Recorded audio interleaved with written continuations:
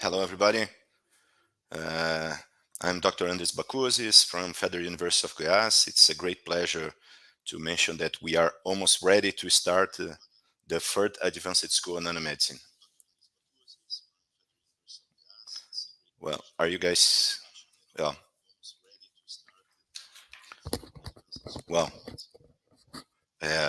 Hi guys, are you hearing me? Yes, we can hear, Professor. Okay. You should just remove the audio from the video. Yes, okay.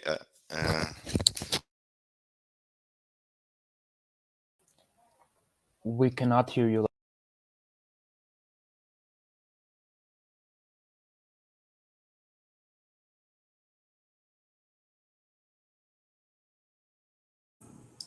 Hey guys, are you hearing me now? I'm Yes, sorry. Professor. Yes.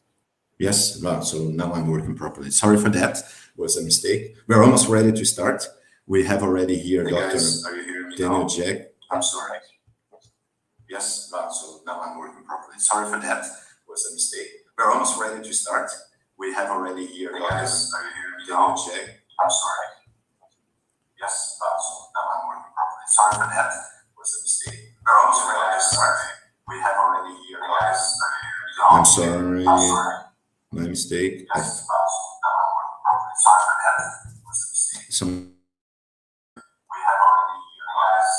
Professor, maybe close the YouTube, okay?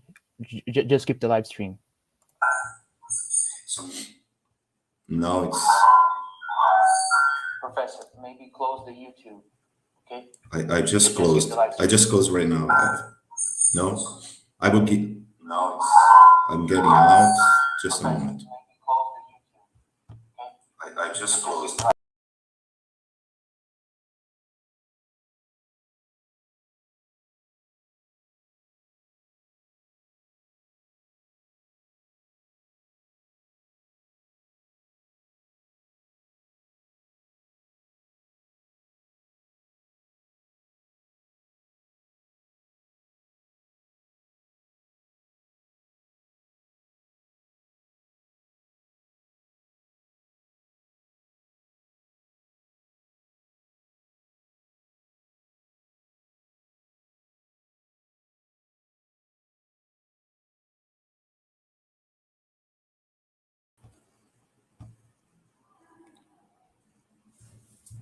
Samuel, are you there?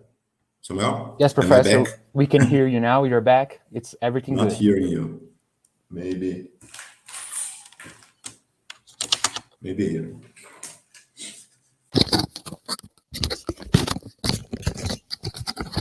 Samuel? We can hear you, Professor. Everything good. I'm really sorry for that mistake. I was with two things here. I was watching the YouTube at the same time, and this made a problem with everything. So I'm sorry for that mistake. So we need to start. It's a great pleasure to announce that we are having the third advanced school on nanomedicine. It should be starting now. So if you want to please put Daniel here also. Daniel Jaque is the first speaker. It's a great pleasure to have you here, Daniel. He's from Universidad Autónoma of Madrid, de Madrid. He's a full professor there, the director of research group Nanobig, has participated in several projects, fellowships. He's the coordinator of the doctorate program in light matter physics, was from 2011 to 2013, member of scientific committee of the Ramon y Cajal Institute for Biomedical Research. He's now the vice rector of research strategy of the university. He was invited professor at Heriot-Watt University Universidade Federal de Alagoas and Swinburne University of Technology, President of Scientific Committee of the International Conference of Luminescence, editor of Optic Express, Optical Materials, and also editor of Physica B. He's a great specialist in luminescent nanothermometry. If someone of you are interested in that, you will certainly get into his very exciting articles. So it's a great pleasure to have you here, Daniel. I know that you are a very busy person, and I'm glad that you accepted our invitation to talk with us and share a little bit of your knowledge. Daniel? We are not hearing you yet, Daniel. You okay, sorry. There you go. Thank you very much. So I hope you can hear me and you can see my screen as well. Let me see. You should be sharing your screen. Not yet, Daniel. We are not seeing. I am. Maybe you need to. I am screen. Okay, sorry. So now you should see my screen. Correct? Not yet. It's coming.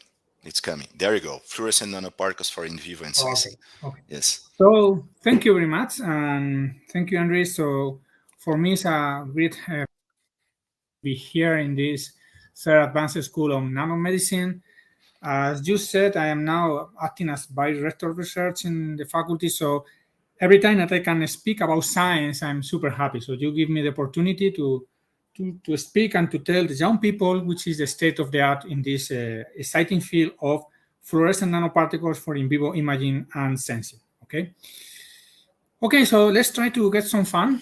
Let's try to learn something and also to get some kind of motivation for this kind of studies. Okay, so I'm sorry because I don't know what is in Spanish. It should be in English, but the first thing is, what is bioimaging and what is the final purpose of bioimaging? The idea is basically the development of techniques to see inside our bodies. Why we need to see inside our bodies? Because doctors need to know what is going on inside if they want to solve the problems. And this is not the need of looking inside the body is not something new. So during the last centuries, doctors are like fighting with the technology, trying to develop techniques to get some bioimage.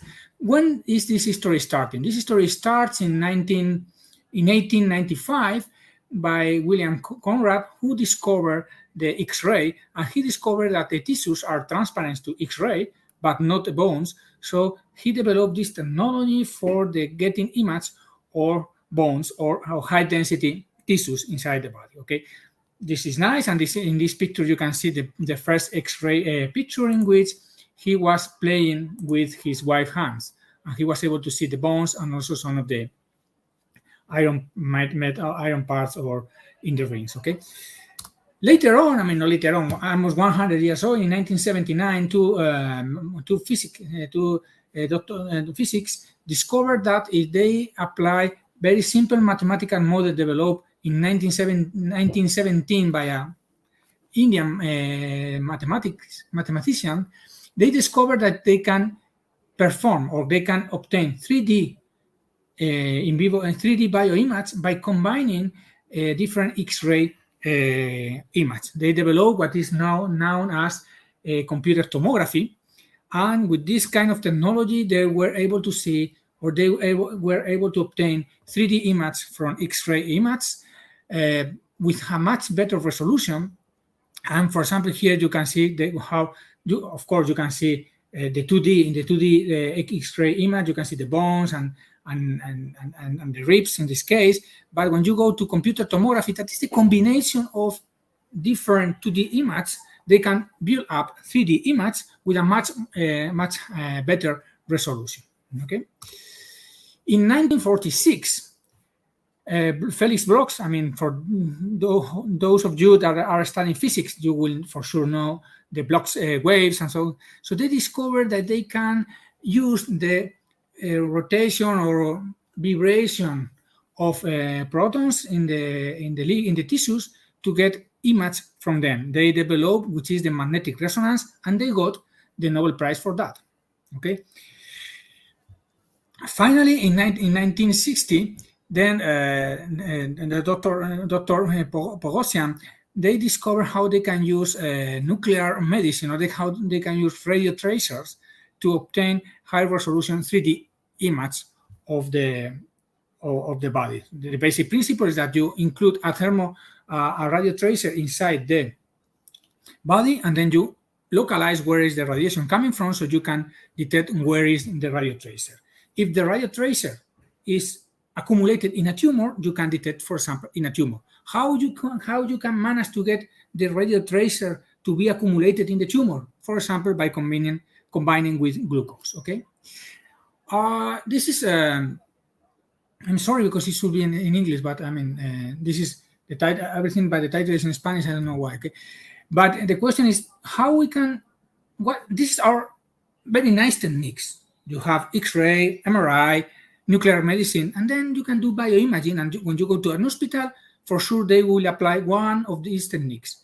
But what is the future, or what is our idea that could be the future?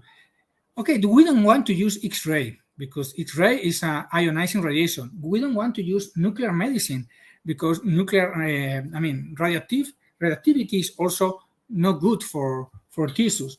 So, we don't want to use MRI because MRI is a very expensive technology and slow. So the idea is, okay, can we develop a technology that is faster, cheaper, and easier? The idea is to use fluorescence. Fluorescence is a basic phenomenon in which you have a molecule or an atom, a molecule, or whatever, and then you excite with light. Then you promote the excitation of electrons from the ground state to excited state. Then these electrons, or the vibration, whatever, they relax and they finally emit another photon. So then you excite the different molecules and then you get some emission. Okay. The idea is very simple. If you have this kind of probes, okay, and then you manipulate the probes to be accumulated in a tumor or in a specific tissue, the idea is that you can do bioimaging as you are doing with nuclear imaging, but then instead of using ionizing radiation, you use visible light or infrared light, as we will see, that is not ionizing. It doesn't lead to any damage inside the tissues. Okay, so the idea is that you can use, instead of X-ray or instead of nuclear resonance or whatever, you can use light. You can use lamps or LEDs or diodes for excitation, and you can just use simple cameras, simple photographic cameras to detect the image. And is this real, or is it a dream, or no, it's real. I mean, the use of fluorescence in the clinical world is something that is real already. Okay, for example, here you have an example in which they are using some fluorescent molecules that are specific, combined with gens and antigens, and so you have some fluorescent molecule that is specifically decorated so they attach to cancer cells. So when the doctor is doing the surgery of a tumor or of cancer tissues, sometimes the doctors are not able to distinguish between healthy and cancer tumors. Okay, so sometimes it's very clear, so they do the surgery, but sometimes I have doubts. So by using this specific molecule that is specific designed to attach to cancer cells, then the doctors are able to see the fluorescence of these molecules, and they know exactly where are the cancer cells or where are the tumors, the small tumors, so they can do a more precise surgery of the tumor. So it's something that is not a dream, or I'm not talking about, I don't know, okay, like traveling to Mars. No, this is true. So this is people using already, okay? Okay, so then this is fluorescent imaging, okay? I'm using light instead of any other radiation. It is good, as I told you, it's good because if you compare to other technologies, fluorescent imaging is super cheap. You need a laser and a fluorescent camera. You don't need a nitrogen or helium, and you don't need to prepare a radioactive probe and blah, blah, blah. It's real time because you can do pictures in real time. The problem with the resolution is high. You can do molecular imaging. I will explain you later. The problem is the penetration depth. Because I say, okay, so this guy is telling me that we can use light to get image inside our bodies. Okay, but the light is not penetrating in our bodies. I mean, we are not transparent. We are not transparent. It means that the light is absorbed by the tissues, by the skin, by the whatever, by the fat, whatever. So that's the question. The penetration depth is low. Okay, so maybe you can get image of 1 millimeter below the skin, but not more than that. Okay, and this is the problem. How we can solve the problem? If we want to use light for bioimaging, we have to solve this problem. I mean, we need to avoid the attenuation of light. Why the tissues are attenuated? The tissues are absorbing the light or attenuating the light because we have components like the hemoglobin and the pigmentation of the skin or the fat or the water. Okay, blood is red. It means that it absorbs strongly in the red and in the visible. Okay, water we know that absorbs in the infrared. That's why microwaves oven are working. And skin, depending on the pigmentation, is absorbing is absorbing light, sometimes yellow, whatever. So that's why the tissues are absorbing. But if you look in detail, there are some spectral ranges that are known as infrared biowindows. In this range, for example, infrared window 1 or infrared window 2, the blood is not absorbing and the water is not absorbing. So in this range, the tissues are partially transparent. If you have your hand and you put inside in front of a lamp, a white lamp, you can even see your bones in red. Why? Because the red light is penetrating your fingers and you can see the bones that are absorbing the red light. So it means that we are partially transparent in the infrared. So if we use infrared light, we will be able to see under the skin with high penetration, okay? So we need to work in the infrared. We need to, okay, the question is, okay, so I have a question. How you want to use light if our body is not transparent to light to see inside our body? Okay, no. I want to use light, but not any kind of light. I want to use infrared light because infrared light, it means from 800 up to 1.4, 800 microns, nanometers, up to 1.4 microns. In this spectral range, our tissues are partially transparent. So, okay, so you need to use infrared light. Can we use any infrared light? No. We have also to take in account the autofluorescence. Autofluorescence is that when you excite your skin, the skin is emitting light as well, because we have many molecules, things that are absorbing light and emitting light. This is autofluorescence. So, in fact, if you illuminate yourself with a laser, 800 laser, then you will see, you have the specific camera, you will see that you are emitting light due to the different molecules that you have on your skin. And it depends on the pigmentation. Here you have an autofluorescent image of a black mice and of a white mice. In both cases, they have not probes, they are natural mice. You can see that when you collect the luminescence, the autoluminescence of the mice, you have a strong signal in the range below 900 nanometers.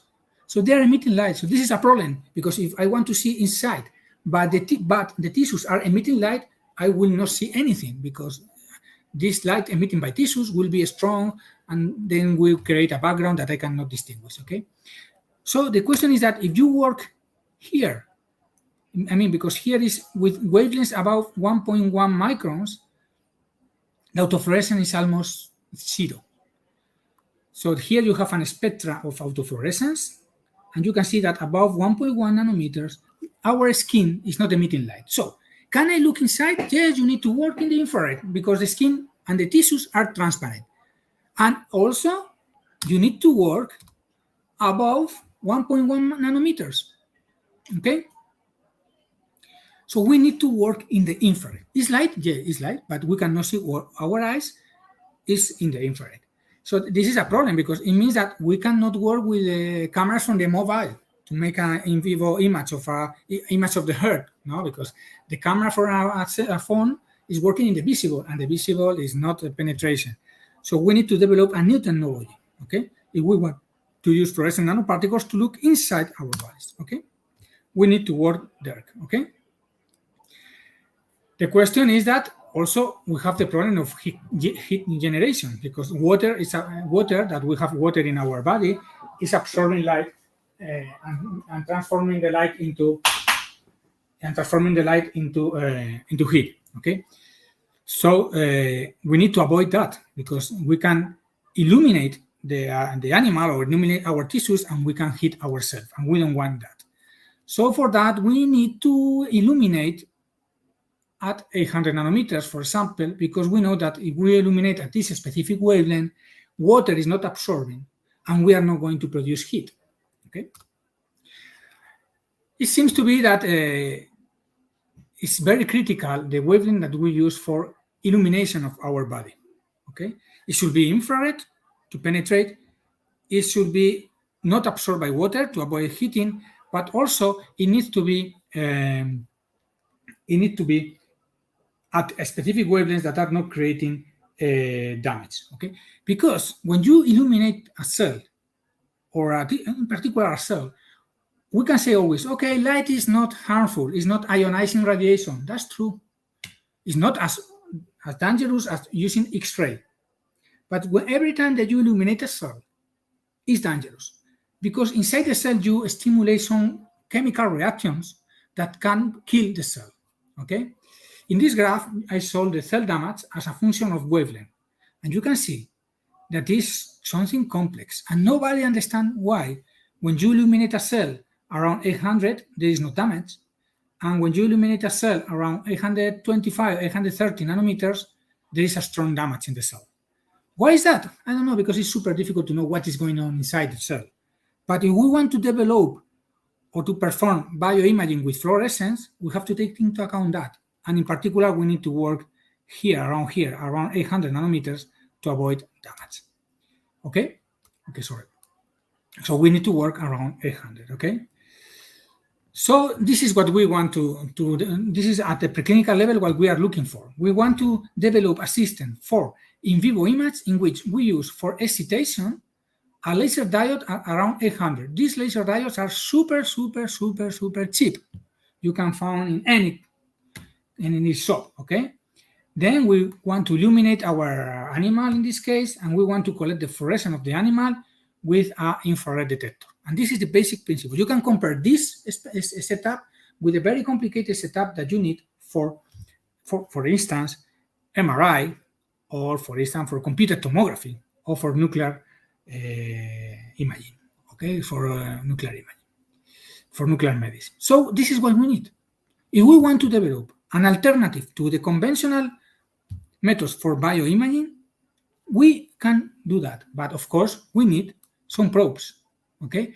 I mean, we need something that generates the image. We need to include we need to make an injection of some molecules or nanoparticles or whatever that will absorb the 800 light that I am using for illumination and will emit light at 1.3 microns, around between 1.1 and 1.4 microns. So if the nanoparticles are accumulated in a tumor, we will see the tumor by looking at the luminescence. If the nanoparticles are only emitting light where you have a pH above certain number, you will see some signal there.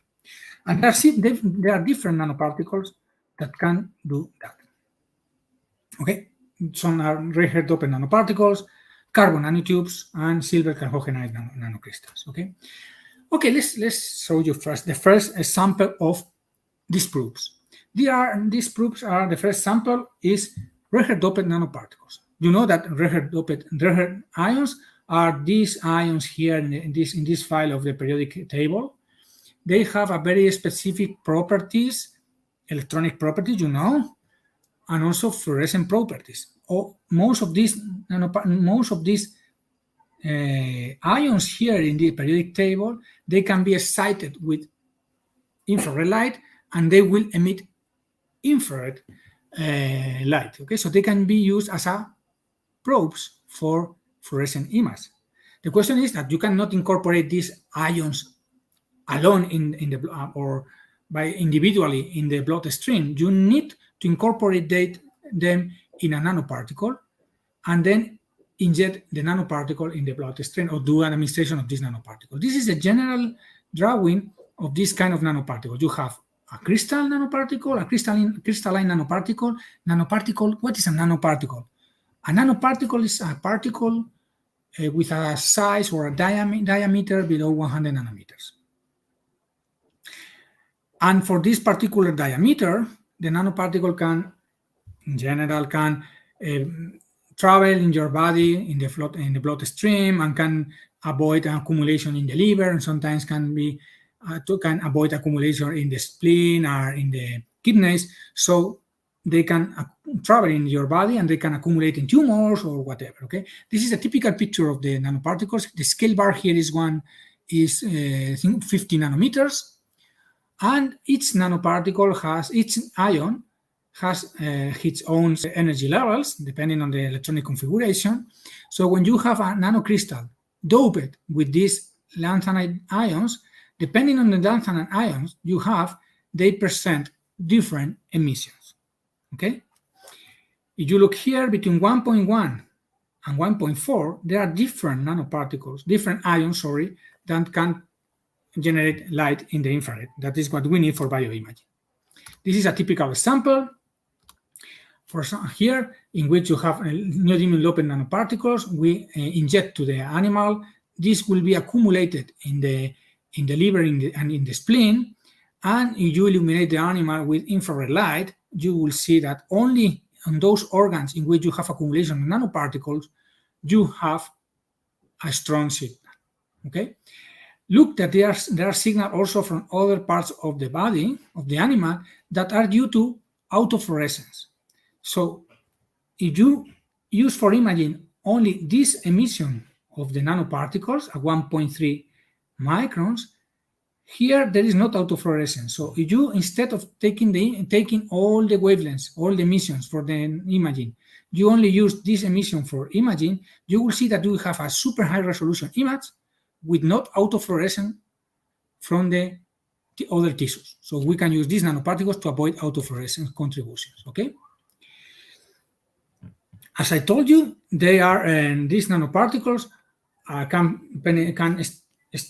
keep circulating inside the body, so you can do a nice image of the vasculature of the animal. So in this case, you have the head of the animal. They were trying in this particular reference. They were trying to get image of the brain. They inject these nanoparticles that are 18 nanoparticles doped with erbium and cerium. Okay, and then they inject in the animal, and they take an image. They illuminate the head of the animal with 800 laser radiation, and they use a fluorescent camera to detect the light coming out at 1.5 nanometers. And you can see how you can see clearly the nanoparticles traveling through the vasculature. Okay, and if you record and you apply a specific analysis of the image, you can distinguish between arteries and veins. Okay, so this is an example of how using a very simple technology, you can have a super high resolution image of the vasculature. Okay, this is the first type of nanoparticles I want to show you. This is lanthanide or red doped nanoparticles, and here I just introduced it. How we can synthesize them is just wet chemistry. I'm not an expert in wet chemistry, but what you have to do is to combine the different components of the nanoparticles and also introduce the lanthanide-doped lanthanide ions that you have to heat and to cool this solution. And then at the end, if you are good enough, you can get beautiful nanoparticles. Okay, so it's not expensive, it's tricky, but it's not a super complicated process like the one that you have to follow to produce radioactive tracers. Okay, carbon nanotubes, of course. Carbon and graphene is everywhere. You know, you go to everywhere you go now, and you want to study graphene and carbon nanoparticles are there. So carbon nanotubes are also another luminescent probes for bioimaging and biosensing, okay? Carbon nanotubes are simply you have a graphene and then you roll up the graphene and you get carbon nanotubes. The energy level of carbon nanotubes is very, very complicated. The electronic structure of carbon nanotubes is complicated, and it depends on how the geometry of the carbon nanotubes and how you are rolling up or you are fabricating the carbon nanotubes. In any case, there are many, many different levels, and the consequence of that is that when you have a carbon nanotube, and you illuminate with 800 nanometer radiation, 800 nanometer in wavelength radiation, the carbon nanotubes, you are going to promote the excitation from ground state to excited state, and then you will have a lot of de-excitation transitions, so you will have multiple line emission. So this is a typical spectrum of a carbon nanotubes in which you can see different lines that corresponds to transition from different energy levels. All these lines are within the biological window. You see is between 1.1 and 1.4, there's many lines there. So these carbon nanotubes are emitting just in the infrared window, so they will be also good for bioimaging, okay? And this work published by Professor Welser, that is an amazing work, so you have the opportunity to read this work. Is amazing. They have the mice, they inject carbon nanotubes, and then you have the mice, you illuminate the whole mice with 800 nanometers radiation, you inject the carbon nanotubes in the tail, and the carbon nanotubes will start to circulate in the bloodstream, in the circularity system, okay? So you are able to take images at different times. You will see how the carbon nanotubes are traveling around the different organs. So for example, if you, after injection, 3.5 seconds after injection, you take an image, the carbon nanotubes, you will be in the lungs. If you take them, they first travel to the lungs, after 5 seconds, they are in the kidneys, then after 17 seconds, they are in the liver, in the spleen, again liver in the spleen. So if you record the intensity generated by carbon nanotubes as a function of time, each organ has its own profile. For example, here you can see that the lungs accumulate carbon nanotubes at 4 seconds, but for the kidney and the brain, it takes like 6 seconds for the carbon nanotubes to arrive to those organs. So for each organ, you have an arrival time for the carbon nanotubes. Okay, so then it's possible to do anatomical imaging. For example, if I take the image at 3.5 seconds, I know that this image corresponds to the lungs. So I take this image, I isolate this image, and I put in a green color. So I have the lungs. If I take the image at 69 seconds, I know that the luminescence came from the spleen. So if I put this in this color, in another color, in this blue color, it is the liver. So by combining all the images obtained, I can build up an anatomical image of the animal. It is exactly what we have here. This is anatomical image of the animal using carbon nanotubes. Okay. One thing that is also interesting is that, again, is that you can do real-time imaging by using carbon nanotubes of the vasculature, and in particular here you will see an example of an image of the brain, of a healthy brain, and in a brain in which you have induced a stroke, it means that you have closed one of the arteries. So you can see here that with the carbon nanotubes, you don't see the vasculature in these sides of the in this size of the brain. You don't see any vasculature because you have induced a stroke, and there is no vascularization here. Okay, so this is more evident here in this video, in which you see the brain, and then you inject the carbon nanotubes, and you can see how there is a strong fluorescence of carbon nanotubes. In real time, you see that this is 14 seconds. It's impossible to get so fast image with other techniques. So because fluorescent imaging is allowing you to do real time. So here the injection, and here you can see here how there is not vasculature, okay? But also you can do 3D. You make the injection of the nanopart or the carbon nanotubes, and you can see the vasculature, the different veins and arteries in which carbon nanotubes are traveling and they're emitting light, okay? What is the problem of carbon nanotubes? Oof, they are difficult to fabricate. You need you need to develop techniques like chemical vapor deposition or electrical discharge or high pressure carbon monoxide, and also they are very difficult to combine with molecules and not destroy the carbon nanotubes. If you have a carbon nanotube with any particular molecule on the surface, the carbon nanotubes are going to be agglomerate and they're not going to travel. You need, for example, to cover the carbon nanotubes with this molecule, with this PEG. This is a molecule that is very famous because most of the vaccines against COVID-19 is made of this, are based on this molecule. It's a molecule that allows you to travel into the bloodstream for long times, okay? So the problem with the carbon nanotubes is that they are very nice, their toxicity is low, they are super nice material, are difficult to grow, and when you want to cover with some molecules to improve the biodistribution inside the body, then you can destroy them. They are soft, okay? Okay, let me explain you the last example of a nanoparticle. This is silver chalcogenide nanocrystals. These are semiconductor nanocrystals with a size typically of 4 nanometers, 6 nanometers, in which you have the typical electronic structure of semiconductors, the valence bands, the conduction bands, US side with 800 light, and then after some intraband recombination, then you generate fluorescence. That is again in the infrared, okay? As you know, you can see here the emission of these nanoparticles at 1.2 microns,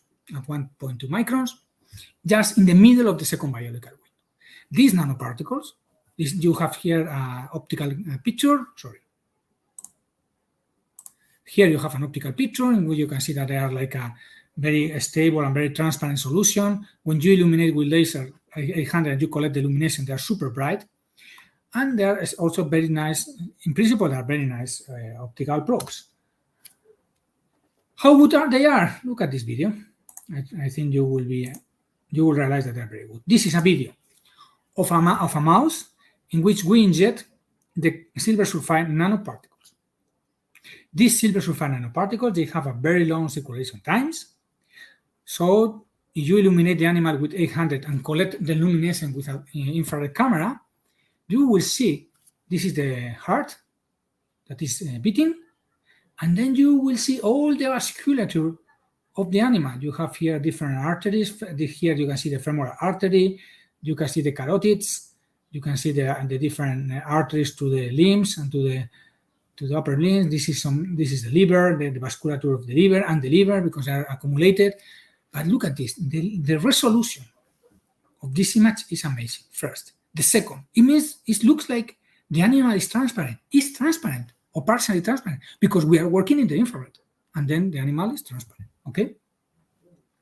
And for that, you need a very low cost system, okay? So that's nice. How we are doing now in practice, in the hospital now, using X-ray. Again, we have several benefits of that, okay? So this is the best example, okay?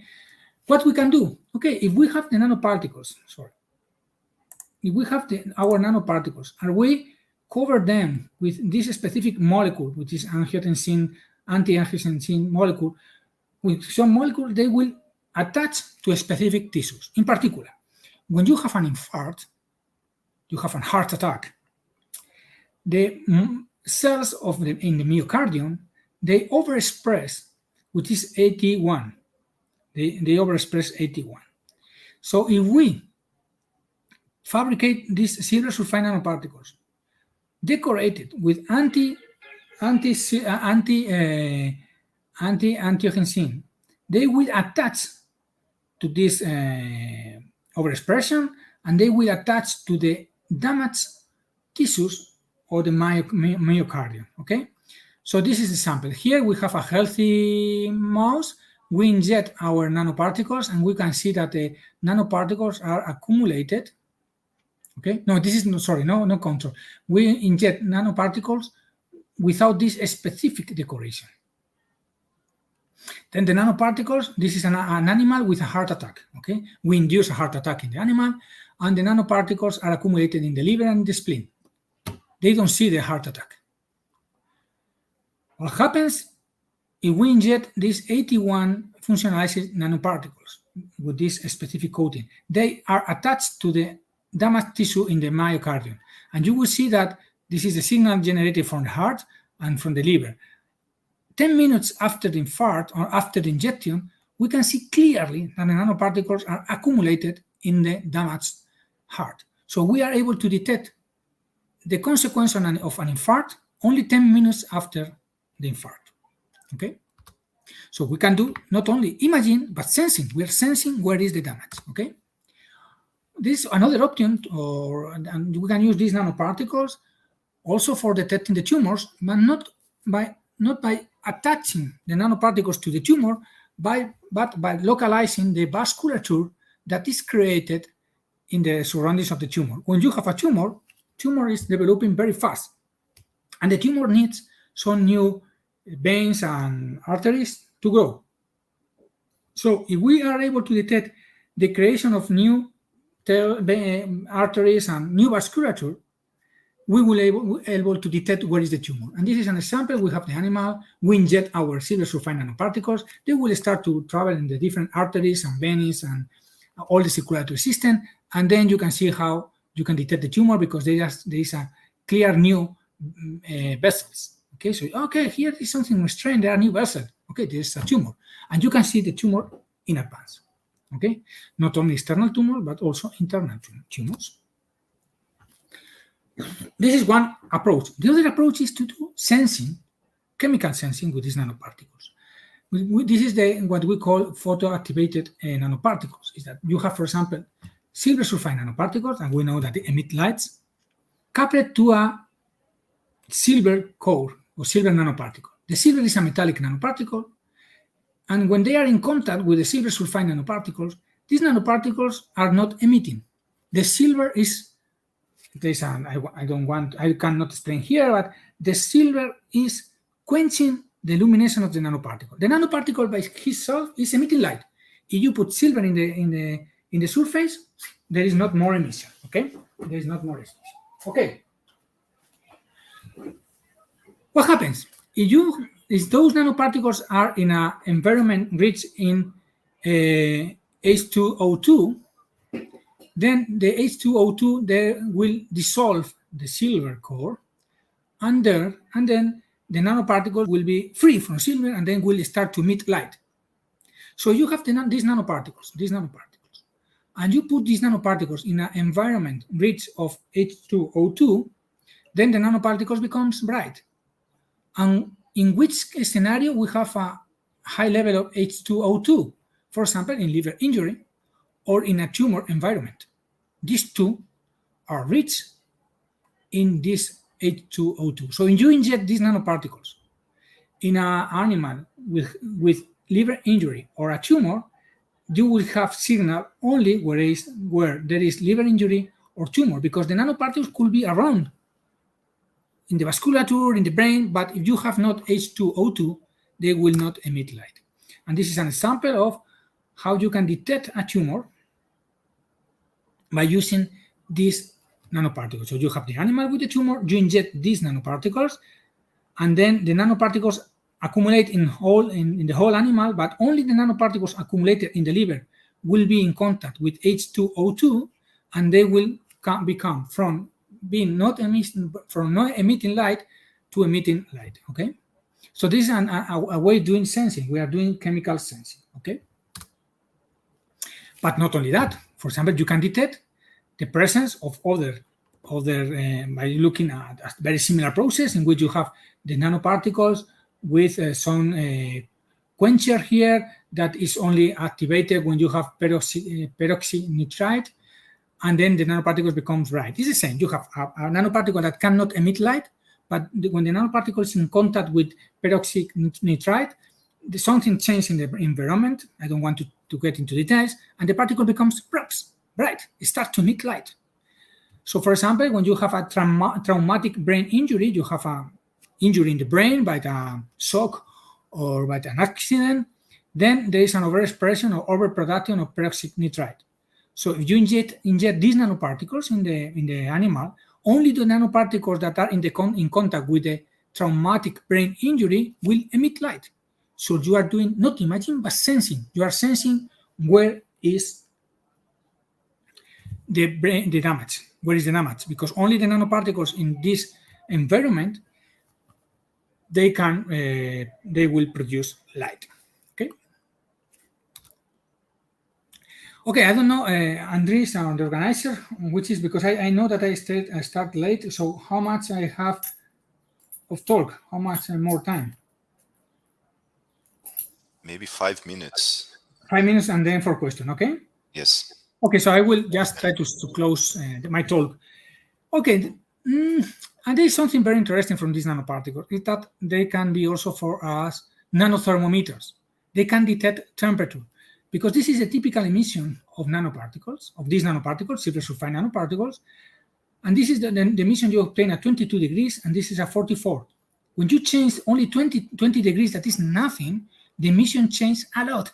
Why? Okay, I don't want to get into detail. The electronic structure change, phonons are activated, and blah, blah, blah. But the question is, you have a nanoparticle that is emitting light of this color at 22 and change to this color at 44. So if we measure the color of the nanoparticle, the emission, we will be able to detect at which temperature the nanoparticle is. And this can be used, for example, to monitor the temperature of a tumor during photothermal treatment.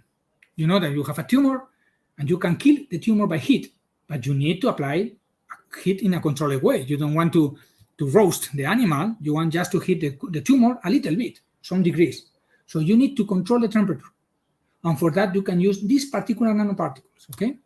And this is what we have, these nanoparticles that are inside the tumor, and by measuring the emission spectra, we can detect the temperature of the tumor with a resolution of 0.5 degrees, so that we have the nanoparticles inside the tumor, we illuminate the tumor, we hit the tumor, we read the temperature of the tumor all the time, so we can adjust our treatment and perform treatment, and we can treat the tumor. And here you can see that when we apply this technology, we can eliminate totally the tumor, and the animal will dead at day 15, but if we apply this treatment after 1 month, the animal is still alive. We just hit the tumor in a controlled way.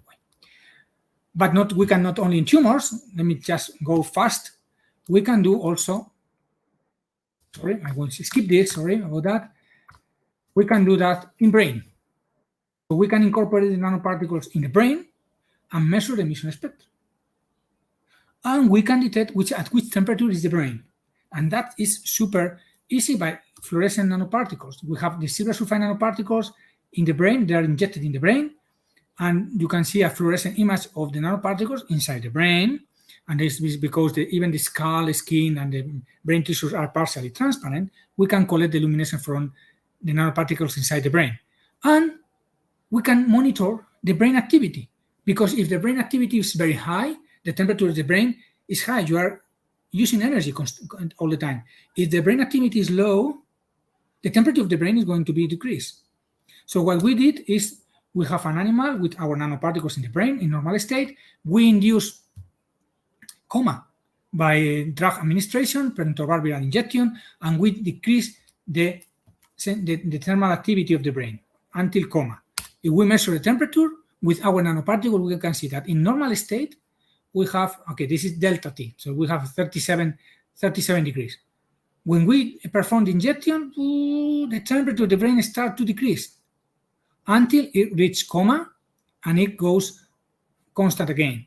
So the difference in temperature between an active brain and a passive brain is of 1 degree.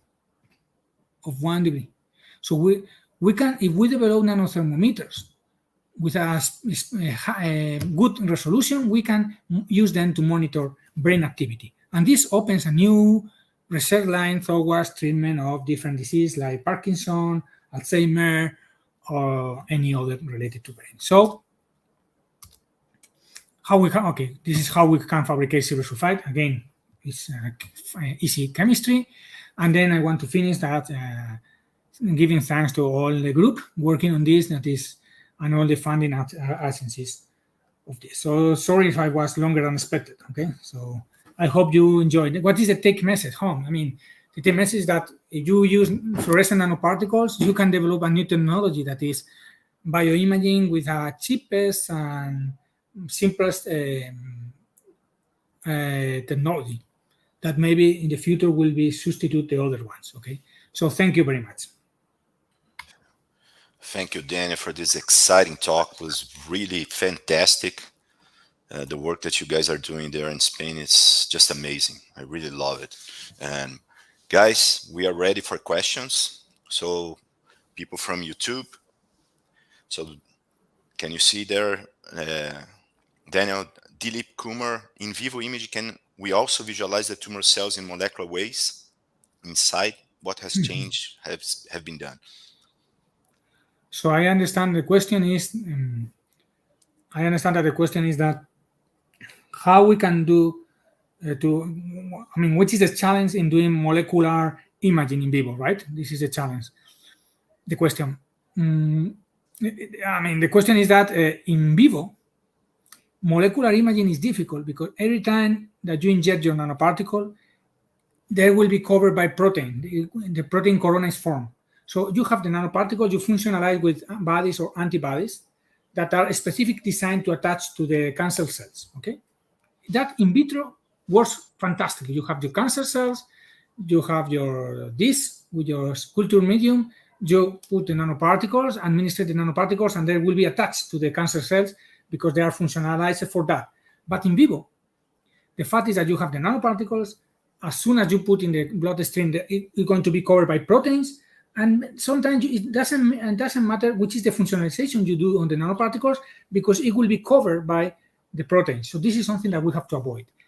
What is the final result? What is the consequence? The consequence is that the maximum targeting efficiency in vivo is around 1%. So you can inject 100 nanoparticles with a very good functionalization. Only one is going to be attached to the tumor.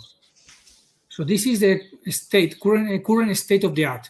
So we have to improve functionalization, and in particular, we have to develop methods to avoid the formation of the protein corona. If you have protein corona, then it doesn't matter what you are using to functionalize.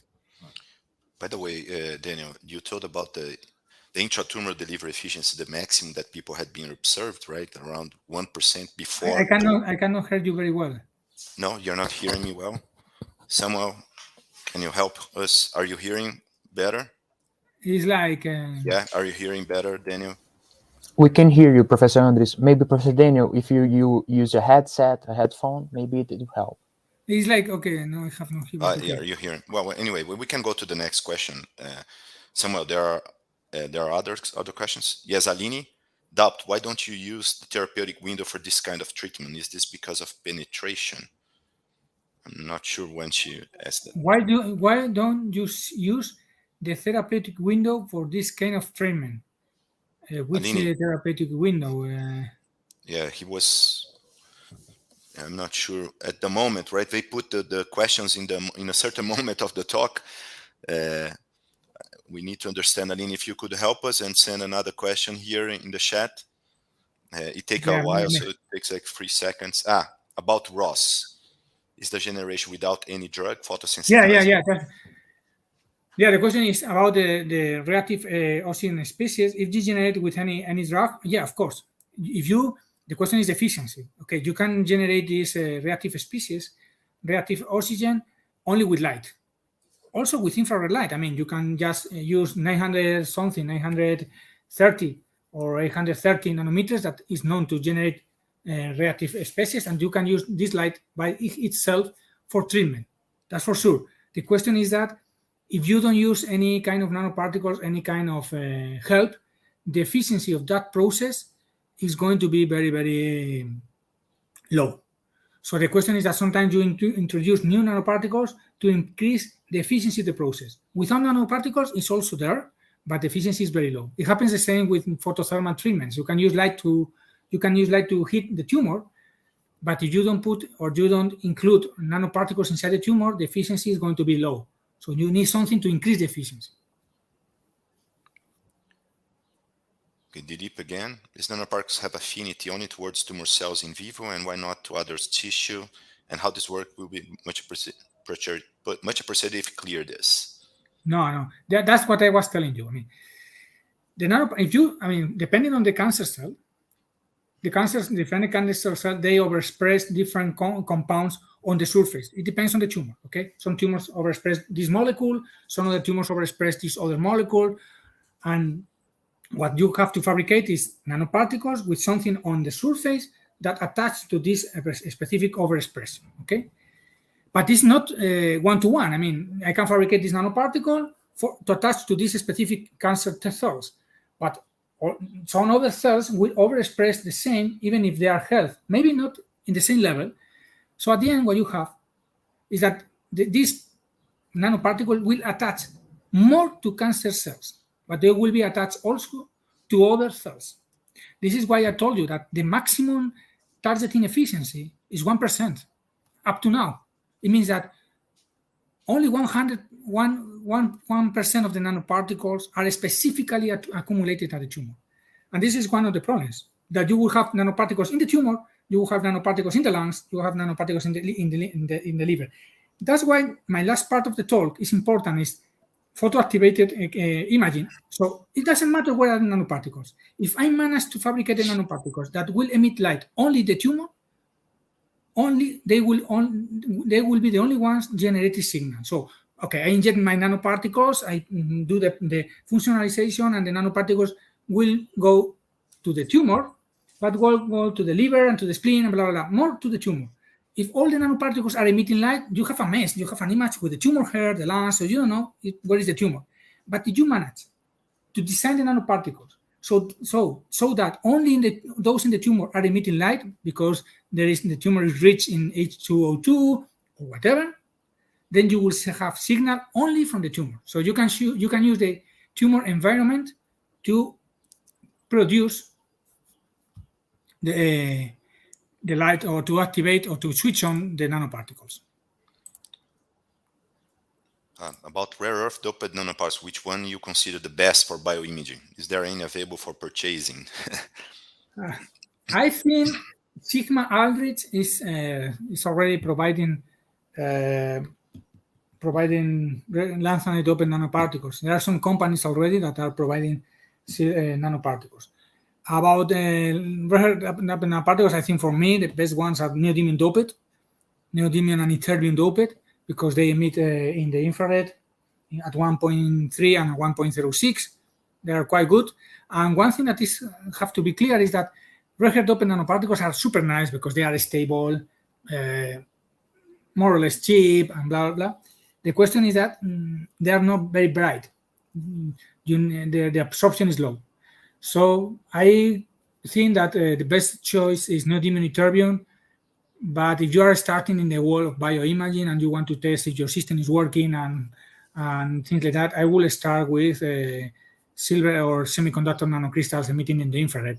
And maybe after getting some experience, go to rare doped nanoparticles, because it's more tricky to work with lanthanide doped nanoparticles. Okay, Daniel, because of time, we'll have a few questions now, just the last questions. How those real-time images were taken, those in which we can see the fluorescence from injection till they reach the target? It's like taking a video with your phone. I mean, the question is that the camera you are using is more expensive. So, for example, it's like you have the animal. How expensive is the camera, Daniel? It's around $20,000, or do you have an idea? About the price, you ask? Yeah. The price is going down. The camera, and when we started this research more than 10 years ago, the cheapest camera was 60,000 euros. And now the last camera we bought is 10,000 euros, and it's a very nice camera. So the price are going down because the people is starting to use it. So now the production is, and there are several companies that are moving towards this technology. So the price is going down. So basically you have the animal, you have a laser beam that is illuminating the animal, and then you have the fluorescent, and you have an objective, like a camera, like all cameras with an objective, and the camera, and you record a video. It's very, very simple. So really, when you work in preclinical imaging and you see this technology, you clearly see that is the future, because it's cheap and it's high resolution, and the price is going low. I see. Going down. Daniel, can I make just a question regarding clinical applications? Because we see those amazing data with mouse. We know that mouse is smaller, and to go to the clinic, we need to be passing through other steps, right? Because humans are very large. So my question to you is, have you guys tried with rabbit, cats? What can you see with rabbit, cats, and how can this go towards humans in the future? Okay. So this is a question. This is the critical question, Andres. We have, I mean, the question of working with bigger, larger animals is a question with ethics. It's just ethics. We can work with rabbits, and we can see much of the muscles and vasculature as with mice.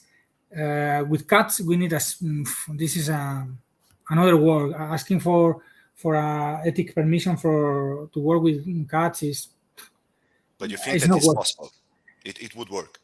It would work, and the question is, how we can we apply this technology to humans? Okay, let me give you this. Let me answer with another question. The first time that the X-ray images were demonstrated, was anybody imagining that at the end, with this technology, we will be able to do 3D image with high resolution by computer tomography? The answer is not. I mean, I don't know what is the future of this technology, but I'm sure that the future is coming from the combination of this technology with artificial intelligence, of deep learning and data analysis. So it's like MRI. MRI, you take a raw data of MRI, the images are very poor, but when you apply all the algorithms and all the software, you can get beautiful images. For humans, of course, the density, the intensity of the light that you can detect from humans, because the humans are very large, is going to be very, very low. But as if you are able to detect only one single photon, then you will be able to apply later algorithms and software and something that are developing now. And maybe it's not a question of intensity, it's a question of developing the right software. And there are groups working on deep learning and artificial intelligence that are showing that we can improve a lot the information we can get for emission for fluorescent image by applying deep learning. So it's a question of time, a question of software. That's exciting. Yeah, that's exciting. We're going to see in the future. Daniel, we could keep talking with you for a long time here, but we need to pass to the next speaker. I really appreciate that you got some time for us. And, well, see you tomorrow in the Theranostic Nanomedicine workshop during the Brazilian Breast Cancer Symposium. Thanks a lot for sharing your knowledge, fantastic knowledge with us. It's always a pleasure to talk to you guys and to be in contact with the people from Brazil, especially because you know that I spend a lot of time working in Brazil, so it's like my second country, so it's a pleasure for me. Yeah, thank you, Daniel. Hello, guys. So we can go to the next talk. I'm sorry for the delay. Dr. Kagayaki Kuroda from Tokai University is Dr. Kagayaki. He got his bachelor degree in 1984. 84 and 1986 at the Masters from Kobe University, Japan, worked as a satellite communication system engineer in NEC operation, became a research associate at Osaka City University, got his PhD in 1992. From 1995 to 1996, he was a visiting researcher in radiology in Harvard Medical School. In 1999, he joined Tokai University, where he is right now. He's currently Dean of the School of Information Science and Technology, President of the Japanese Society of Magnetic Resonance in Medicine. It was great that Daniel was just talking about magnetic resonance. Now we're going to see several applications of magnetic resonance in the clinic. The former President of Asian Society of Magnetic Resonance in Medicine, Vice President of the Japanese Society of Thermal Medicine. He received numerous academic awards, including Senior Fellow in International Society for Magnetic Resonance in Medicine in 2016. Dr. Kagayaki, are you here? Yes, I think so. Well, yeah, it's a great pleasure to have you with us. I know that you people don't know, but you are also during a conference in MRI, and we were able to set up a time for you to talk with us. It's already very late there in Japan. We highly appreciate that you're sharing your knowledge with us. Yeah, thank you very much for the introduction, and hola for everyone. Actually, I'm talking from Japan, and it's now 10 p.m. And since the university will lock me at 11 p.m., I had to be in rush. But now I discussed with my guard so that I'm fine for the time. So let me talk about MR thermometry this time. And could I share my screen? Let me Yes. do that.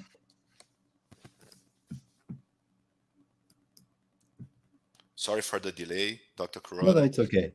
Fine. Are you able to? Yes. Yeah, can you see my screen? Yes, we are seeing, Dr. Kagayaki. Thanks. Right. We're seeing it. All right. So let me do like this. Okay, could you still see that? We are seeing the slide, not the largest one. It's not in the mode of presentation. All right. So maybe But this we one. do see the slide. We do see the Okay. slide. Okay, how about this one? I think this is showing the bigger one, Let me right? see. Not yet. Oh, really? No, we're seeing the slides in the left, Okay. and the big slide in the right. All right. Are you? Yeah, let me try again.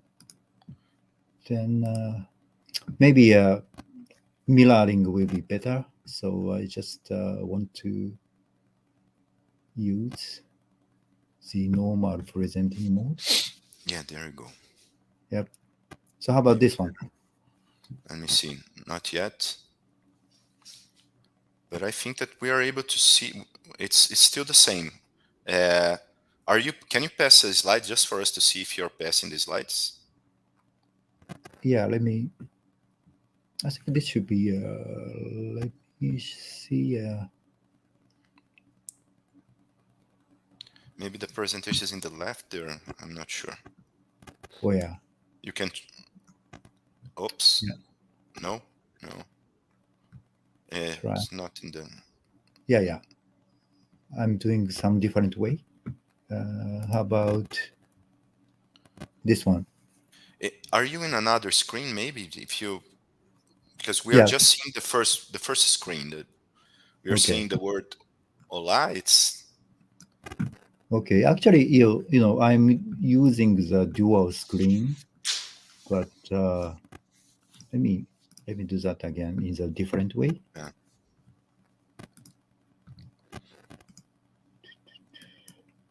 Maybe make this one first, and then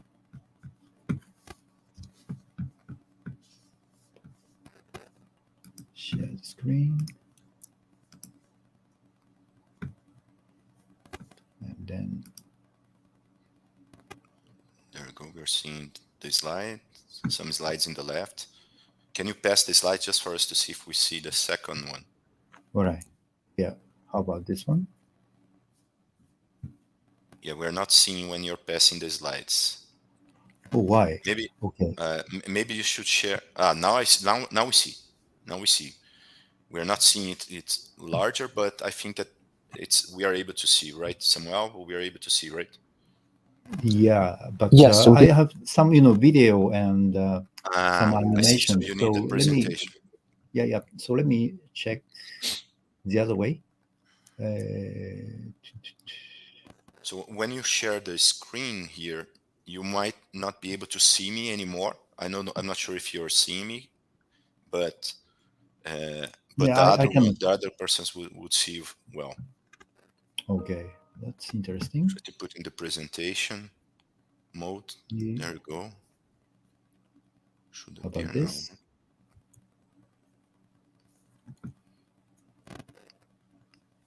Not appearing yet. Curious. Really? Okay, then maybe it is better to share my display. Entire display would be better because. Okay. Yep. Let me do that. sorry for taking time, but No problem. this is my first time to use this system, so Yeah, it's a little we bit different from Zoom. yeah yeah. We have all this type of different systems, right? We need Yeah, to learn all the time that we have a different one. That's normal. Yeah, yeah, yeah. I think that the idea of displaying the entire display, it's a good one. Sharing Yep. your own. Uh, So now this should be okay, right? yes, it's Okay. fantastic. It is All right. perfect. Thanks. It's perfect. All Okay, right. Dr. So Kuroda. yeah, thank you very much for gathering. And this is a story about MR thermometry. And I have nothing to declare for this presentation. The goal of this talk is to make you understand the basics and the recent progress of MR thermometry techniques. And the contents will include, from the introduction, I'll talk about the temperature dependence of MR parameters, and overview of recent techniques will be reviewed. Those are including the techniques for aqueous tissues, which means tissues with high water content, and fat and bone. And then I will summarize all the contents. Thermometry, actually the temperature, as is one of the most fundamental parameter to measure health conditions of your body. And actually temperature probe you normally use when you took fever, for example, this kind of measurement will give you only point measurement. And on the contrary, the infrared camera will yield only surface measurement like this one. So in order to take a temperature image inside, we have to do something different. And if you want to use temperature probes to make temperature image, you have to put enormous number of temperature probes like this one. For example, if you want to make a 256 by 256 temperature image, you have to put 65,000 of thermal probes into the body. And this is, obviously unpractical, and this makes your patient as a hedgehog. So the idea is, if you want to make a temperature image, the measurement should be non-invasive. And that is why we are trying to use MRI instead. Right? For those who are not familiar with MRI, I just talk about a little bit about a very basic principle of MRI. Actually, in our body, there are hydrogen nuclei, which is proton. And if you put our body into a static magnetic field, then the proton system will rotate inside your body. And if you give a radio frequency magnetic field whose frequency is the same as this rotation, then this proton system will absorb the energy from the RF magnetic field. And actually, the resonant frequency is in proportion to the external magnetic field. For example, if you use 1.5 Tesla MRI, then the frequency is about 64 megahertz. And if you use 3.0 Tesla, then the resonance frequency is about 128 megahertz. Right? And then while you are giving this irradiation, after you stop the irradiation, then the body will radiate the magnetic resonance signal, which is also an electromagnetic wave. So that if you put antennas around your body, then you should be able to get this signal. And then after some computation on the computer, then you will have such kind of cross-sectional image of your body as a distribution of the nuclei modulated by electron clouds. And the spatial resolution is roughly in proportion to the external magnetic field you are applying. So the MRI is not using any ionizing radiation and using natural signal source, so that this is very suitable for the application to see the inside of the body of biological systems. Actually, the most of the MR parameters are temperature dependent. And for example, this one, M0, is a thermal equilibrium magnetization, which is in proportion to the viscosity over temperature. And T1 and T2 are the relaxation times of the magnetic resonance signal, and D is a diffusion. And all of these parameters are in proportion to temperature over the viscosity of the system. And these parameters are all measured based on intensity of the signal, so that they will interact to each other in a limited measurement time. So it's difficult to separately detect these parameters. And also, the problem about these parameters for measuring the temperature is those are more like tissue sensitive than temperature sensitive, because they are depending on the density or viscosity. On the other hand, the resonant frequency of the proton system is based on frequency, and because of that, it can be measured independent from the others, so that separate detection is possible. And also, this is known that the temperature dependence of this parameter is tissue insensitive. And for measure this parameter, we can use phase mapping technique or spectroscopic techniques.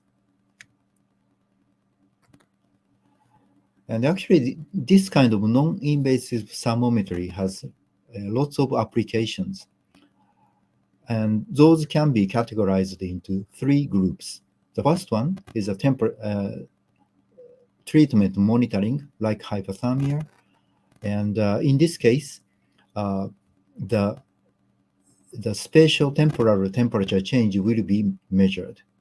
The second one is a diagnosis or the treatment planning. And the third one is a elucidation of the brain physiology or homeostasis. And actually, the first application, like treatment monitoring, will be applied to the laser-induced thermotherapy, high-intensity focused ultrasound, or hypothermia. And in these cases, the temperature change is large and can be order of 10 degrees centigrade. And if you apply this one for hypothermia for treating the brain injury, for example, in this case, the temperature change will be a little bit smaller. But in these cases, we can use proton resonance frequency with phase mapping and or the magnetic resonance spectroscopy. For diagnosis or treatment planning of vasculature-related diseases, such as inflammation, tumor, traumatic injury, pyrexia, or ischemic stroke, we should be able to know the temperature change of the order of 1 degree centigrade. And for this particular application, we should use the magnetic resonance spectroscopy, MRS. And also for elucidation of physiology or the homeostasis of the body, including thermoregulation, functional activation, or neural waste clearance, sleep, etc. This one is needs the highest temperature resolution, like 0.1 degree centigrade. And for this one also, MRS will be a good tool. And these can be used to make temperature as a biomarker. Okay, so let me start from the MR thermometry application for aqueous tissues with high water content. And this slide shows the principle of temperature dependence of water proton resonance frequency, PRF. We are looking at water molecule in this case. And if you give an external magnetic field, as I mentioned, the proton will rotate with a frequency in proportion to the external magnetic field. But protons are not existing naked or alone. They will connected with oxygen, and actually the water molecule, H2O, will have a hydrogen bonding with the other molecule.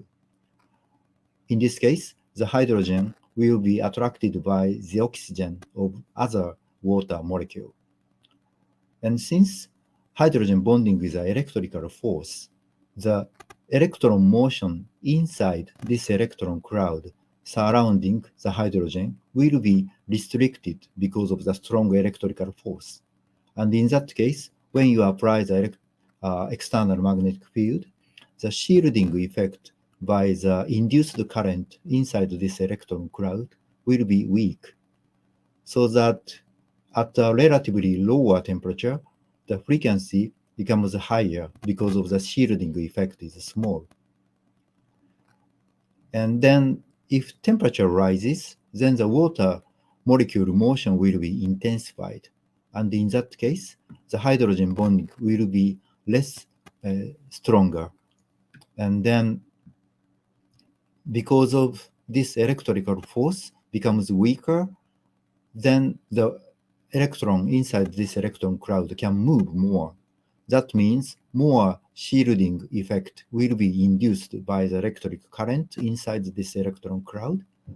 Then the frequency at this higher temperature state will be lower, so that there is a difference between the lower temperature and higher temperature about the frequency of the protons. So that if you observe the relative difference of these frequencies, then that will tell you the temperature information.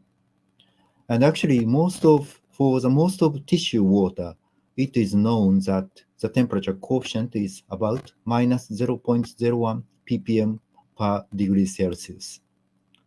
And in such a case, like normalized to ppm unit, then this is called chemical shift. And actually, minus 0.01 ppm is so small. Actually, this is just like measuring a distance of two buildings 100 kilometers apart with an accuracy of 1 millimeter. So it looks like a very, very accurate measurement. But recent technology of MRI can do that. One technique is using phase mapping or the baseline subtraction technique. Actually, the MR signal is a complex signal, so that if you assign the real part as x-axis and the imaginary part as y-axis, there will be a phase angle. And at lower temperature, since the frequency of the resonance frequency is high, so that the phase evolution of this signal will be larger in a limited time.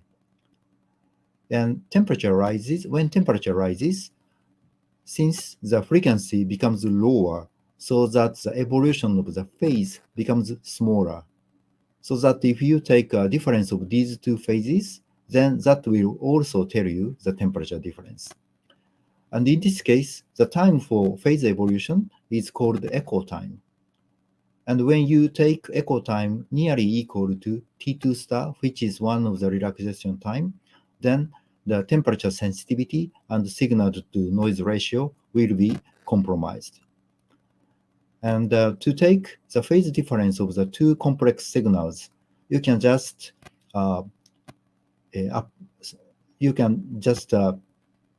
give a complex conjugate signal of the baseline signal to the target signal. Then you should be able to get a phase difference, which is in turn proportional to temperature difference.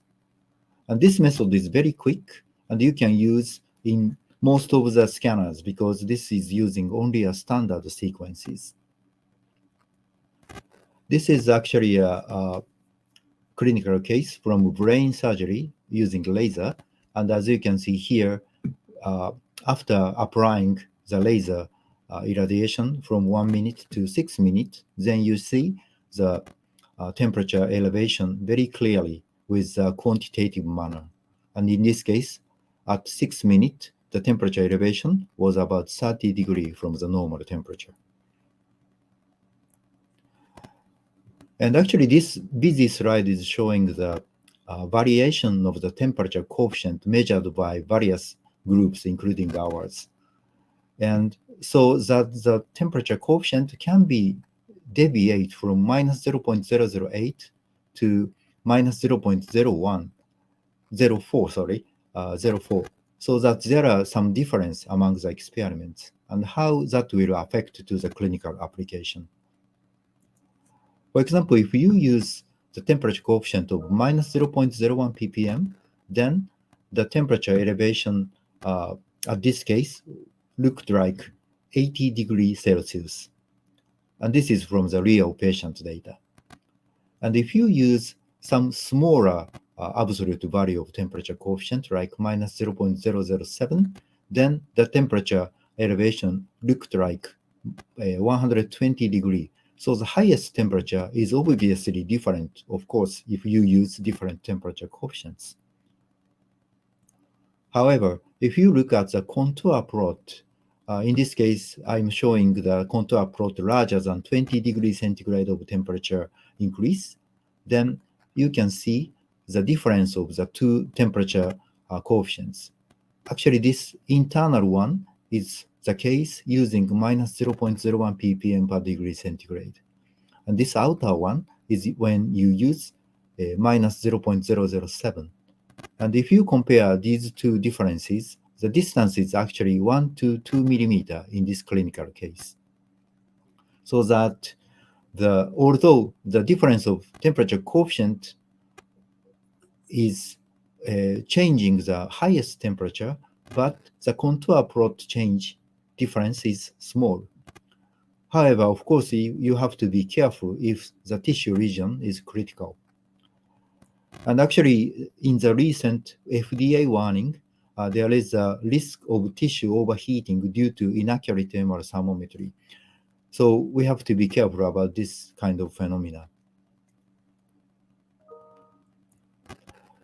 And nevertheless, this is already used for many applications in clinical practice. For example, in this case, this is a machine from Insightec Israel, and they are using this MR thermometry technique for high-intensity focused ultrasound surgery for uterine fibroid. And in this case, in this bed, there is a ultrasound transducer inside, and then we can make a focal spot in the uterine fibroid. And actually, this is from a clinical case. You can see the green spots. These are the spots to make focal points of the ultrasound. And then at each point, you can see the temperature elevation like this one, so that you can calculate the enough thermal dose to cure the uterine fibroid. So these are really practical already. But for moving organ like liver, it is a little difficult because in this technique, it is based on the image subtraction of the complex signals. That means if the organ moves, then the subtraction cannot be performed correctly, so that the temperature error will be very large. For this one, a simple baseline subtraction does not work then. And to solve this problem, there are several methods to avoid the baseline subtraction. This is one of the techniques proposed by Jaque from Stanford or our group, and they are calling this one as a referenceless, and we are calling this one self-reference method, but the basic principles are the same. If you look at the complex MR images, this is real part and this is imaginary part. And you can see the image of the liver is quite smooth, so that if you want to heat up, for example, this point, then you can make certain distance to make a circle where the heat is not there. And then in this donut-like area, you can fit this smooth signal distribution with a kind of polynomial functions of the spatial coordinates. For example, if you use X and Y coordinates, then the signal distribution can be expressed with this polynomial function. And then once you get the polynomial coefficient of this equation, then you can extrapolate that smooth signal distribution into the region heated by some kind of heat source. And then you can subtract that estimated signal distribution from the heated signal. Then you should be able to see the signal change at the location of heated. And actually, if you apply this one, the region is not necessarily a donut-like. You can put any arbitrary points for estimating the temperature. Then, for example, in this case, you can see a temperature elevation map from this technique without taking any baseline signal. And if you compare this self-reference technique with a conventional baseline technique, there's almost no significant difference in between, so that this will avoid you to use the subtraction technique. But still there is a problem, because even if you can measure certain point of temperature, we have to track the ultrasound or laser, for example, according to the motion of the tissue. And actually this one is a high-speed MR image of the liver, and you can see some white spots inside, and these are from the portal veins in the liver. So if you apply smoothing pass filter and also the edge enhancement Sobel filter, then you should be able to extract the cross-sectional images of the veins. And actually, this is a result from that. You can see clearly the cross-sectional images of the veins. And if you look at this one, for example, this is moving up and down. And if you delineate the trajectory of the motion, the liver is going down from the front side, and then going back to the going up in the back side. So this is like a rotating motion of the liver, and you can track this kind of motion at each of the veins, so that you can completely track the motion or deformation of this organ. And actually, if you want to heat up, for example, number 4 point, then you can take 2, 1, and 3 veins. Then you should be able to see the location. You should estimate the location of the number 4 point for the treatment. And this is a simulation result. If you completely make a breath holding, then the temperature elevation by the ultrasound, for example, it is very sharp. But if you make patient to breathe freely, then the temperature elevation will blur like this one. And this temperature elevation is actually only 20% of the complete breath holding case.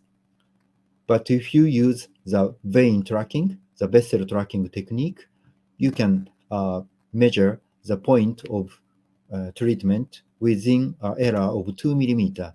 And in that case, the temperature elevation becomes again the sharper one. And then in this case, 80% of temperature elevation was obtained compared with a complete breath holding case. So that if you raise the power of ultrasound for a little bit, then you can do the similar treatment effect with a complete breath holding case. All right, the other way to measure temperature by using proton resonance frequency is using spectroscopic technique. And in this case, for example, in the brain, you can see a water signal as well as some reference signal which has no hydrogen bonding. And if there's no hydrogen bonding for this reference signal, this will move with a susceptibility change. But water is also moved with the susceptibility change. So if you make a subtraction of these two frequencies, then the change of the water resonance with shielding effect is observed, so that you can see the temperature information without the result, without the effect from the susceptibility. And for a reference signal in the brain, you can use NAA or choline or creatine. So that this will be a good tool for measuring temperature with some higher precision, or to measure the absolute temperature. And actually, many groups are trying to do that. And this one is from New York University, and they are trying to use NAA to measure the temperature. And actually, they are applying this one to a non-human primate. And as you can see in a healthy animal, the temperature distribution is like this one, and the deviation is quite small. However, if you give several infarction like this, then that infarct area got marked temperature drop compared with a normal brain. So that this technique, this kind of technique can give you certain information about diagnosis of some brain disease, or the treatment planning for doing the treatment. The other group is using not only NAA, but also choline and creatine all together. And by using these three references, they said that there was an improvement of the inter-subject reproducibility and resilience.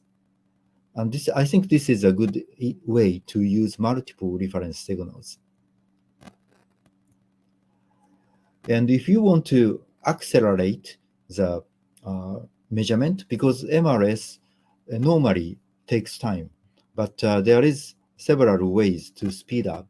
One is an echoplanar spectroscopic imaging technique, in which we can replace the phase encoding technique, which is a time-consuming part of MR imaging, to faster readout technique. And then in this case, you can eliminate the phase encoding process for one axis, so that you can reduce the number of, you can reduce the time for acquisition to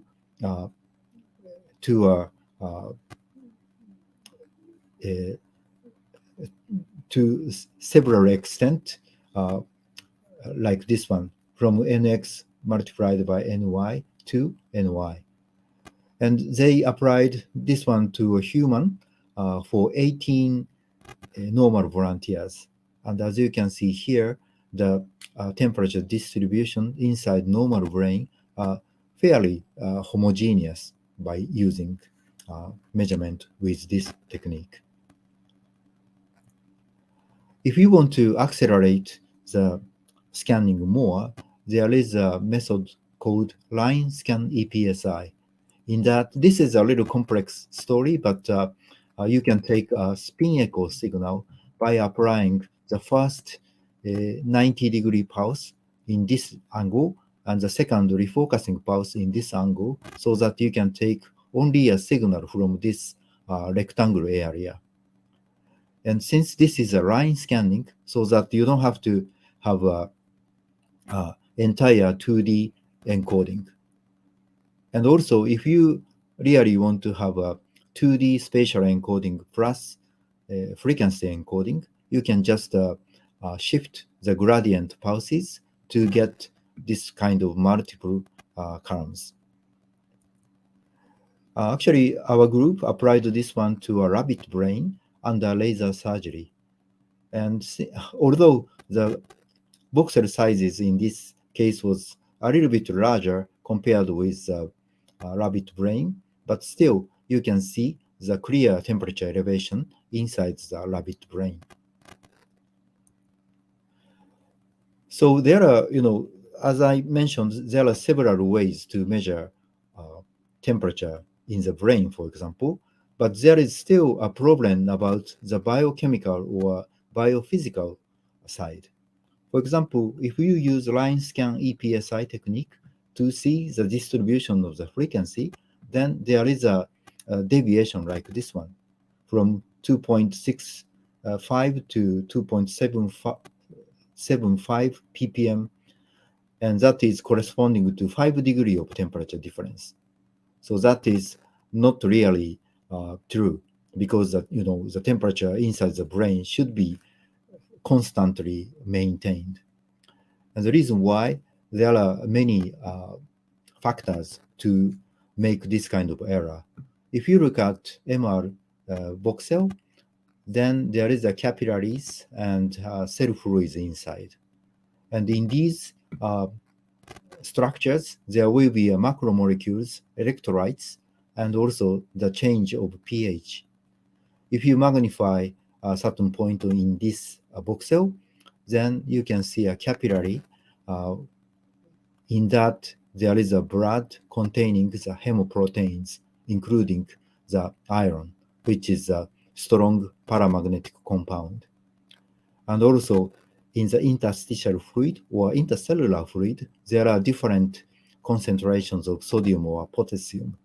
And all of these factors will affect on the measurement of MR thermometry.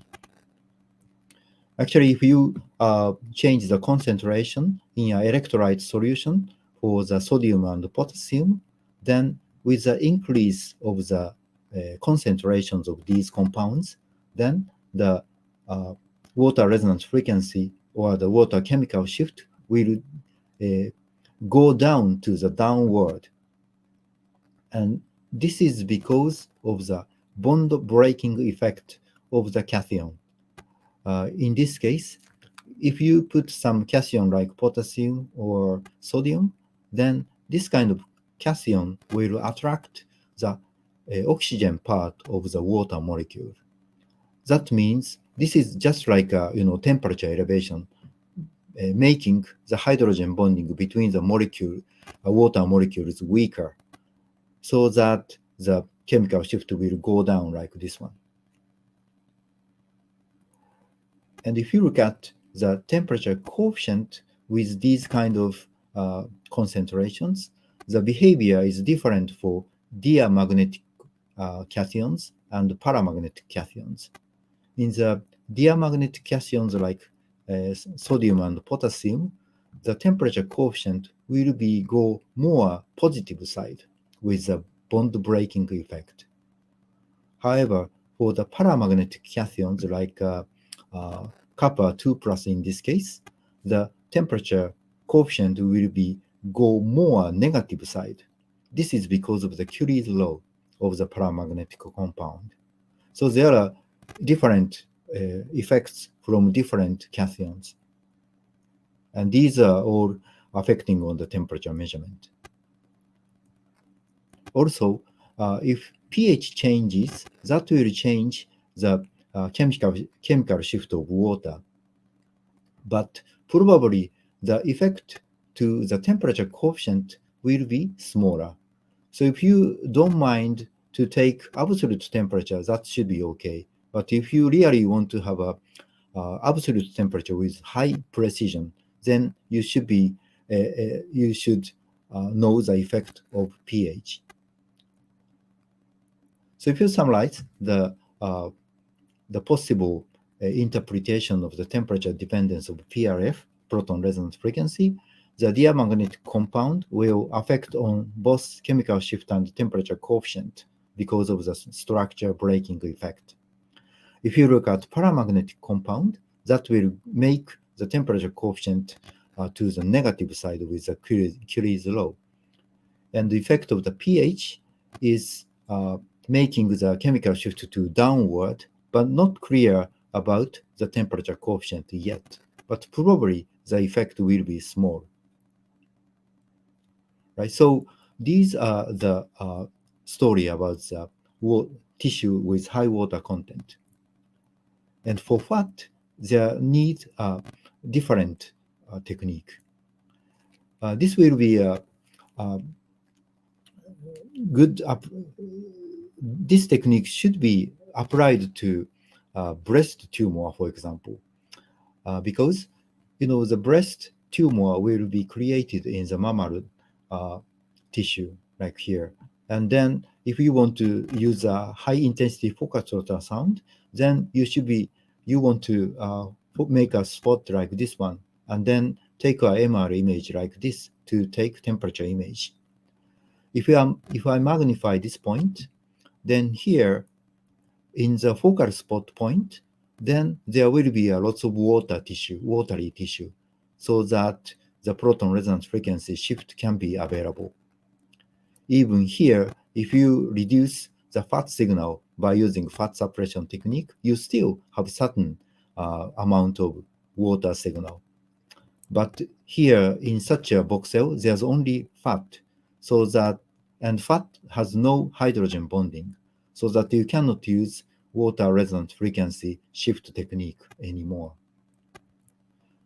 If you look at the fatty acids in the tissues, the saturated fatty acid will have a shape like this one, which has a longer chain of CH2 with a terminal methyl like this.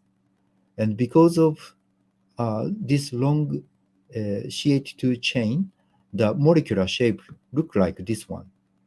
And then this kind of simple shape of the fatty acid can gather together very tightly, so that the molecular force between the molecules of this kind of fatty acids are strong, so that melting point of these fatty acids are very high, like 44 to 77 degrees Celsius. However, if you look at unsaturated fatty acid, then there is a double bonded carbon site inside, so that the molecule shape will look like this one. And in this case, the molecules cannot gather together very tightly, so that the melting point becomes much lower, like 0 to -50. And as you know, if you have a very good beef steak or a fatty tuna, that kind of good meat will be shining on the table before heating, because that is because of the melting point is very low. And if you put a fatty tuna sushi, for example, on your tongue, that will melt nicely, and that will make you happy. And that is because of the lower melting point. So the fat tissue is so complex, like these mixtures. If you use a MRS technique for fat, you can see a largest signal from the methylene chain like this, because the methylene chain is included in all of the fatty acids. And the second largest one is from the terminal methyl, like this. And the other smaller peaks are from the double bonded carbon site. And interestingly, if you look at relaxation time of these peaks, for example, for CH2, the temperature coefficient of this relaxation time was like 10 milliseconds per degree centigrade. But if you look at the terminal methyl signal, then the temperature coefficient much larger, like 17 milliseconds per degree centigrade. So if you want to make enough measurement, precise measurement of fat temperature, you should be able to divide the fatty acids components like these, and then use one or two peaks to measure temperature. And actually, we tried to apply this technique for in vivo muscle fat mixture sample. For example, in this case, here, this is a muscle image with temperature. And then for the muscle, that is a high water content tissue, so that we can use the PRF technique, proton resonance frequency technique, to measure temperature under laser surgery. And for fat, we can use T2, the relaxation time T2, And here you can see the temperature elevation in fat. And then you can combine these two temperature maps into one according to the densities of muscle and fat. And finally, we could get this kind of temperature image in the mixture of the fat and muscle. So I think the T2-based measurement of fat signal, fat measurement, fat temperature will be a good tool to see the temperature change during the surgery of breast cancer, for example. Lastly, for bone, we have a few techniques to measure the bone temperature with MRI. This is a result from the Hans group, and they are using a technique called ultra short TE. Ultra short TE means taking a very short echo time to measure the signal of the bone. And then they are taking a bone temperature nicely, like this figure. And then other than these techniques, there are some alternative possible ways to measure temperature. For example, diffusion coefficient will tell you the temperature of CSF, for example, and non-proton MRI, like using carbon, phosphorus, cobalt, xenon, or Na, will give you also a temperature information. And also the proton quantum coherence will tell you some temperature information about fat. And also the people using the lanthanide complex or CEST complex, they can use this kind of extrinsic contrast media to measure temperature inside the tissue. But all of these techniques are still in an experimental stage, and it is at this moment difficult to apply directly to the clinical use. But nevertheless, we should make some effort to make these techniques as clinical practice also. Okay, in summary, I reviewed the basics and recent innovations in MR thermometry. And take-home messages are for first, for tissues with high water content, the proton resonance frequency shift or the chemical shift is the most reliable indicator. And for organs with respiratory induced motion, self-referenced PRF technique will be nicely used in conjunction with motion tracking technique. If you need a high precision or absolute temperature measurement, you can use magnetic resonance spectroscopy as a tool. If you take a temperature of fat and water mixed tissues, a combination of T2 of fat and the resonance frequency of water will give you a practical way. And individual observation of fat proton components may improve the accuracy. And for cortical bone, signal intensity with ultra short TE may be suitable. And we already have some techniques, but there are still a lot more to do for MR thermometry. So if you are interested in doing this kind of research, please let me know, and I want to make some suggestion to you. And the references, recently, there are nice references about temperature measurement by using MRI in different journals and books. And I want to thank all my colleagues and students, collaborators, and research grants. All right, muito obrigado, or domo arigato. Thank you very much. Yeah. Thank you, Dr. Kuroda. Thank you for this excellent talk. We in the nanomedicine field, we are hearing all the time using nanoparticles for heating or by exciting with laser or with AC magnetic fields. And sometimes we forgot that there is already a very important technique for measuring temperature in the clinic, which is MRI, thermometry. And we need to be aware of what are the challenges that still are there, and maybe think if we are able to have some opportunities to use nanoparticles also for improving that. Sure. And Yeah. thank you for this excellent talk. And we are we have the questions from the audience. Okay. Samuel, can you put there, please? We have some questions. So Zenith, VM, would skeletal musculature be considered a tissue with high enough water concentration in such a way that it Yeah. could be a candidate for water PRF? Yes, the answer is yes. And muscle is like a symbolic tissue of high water content.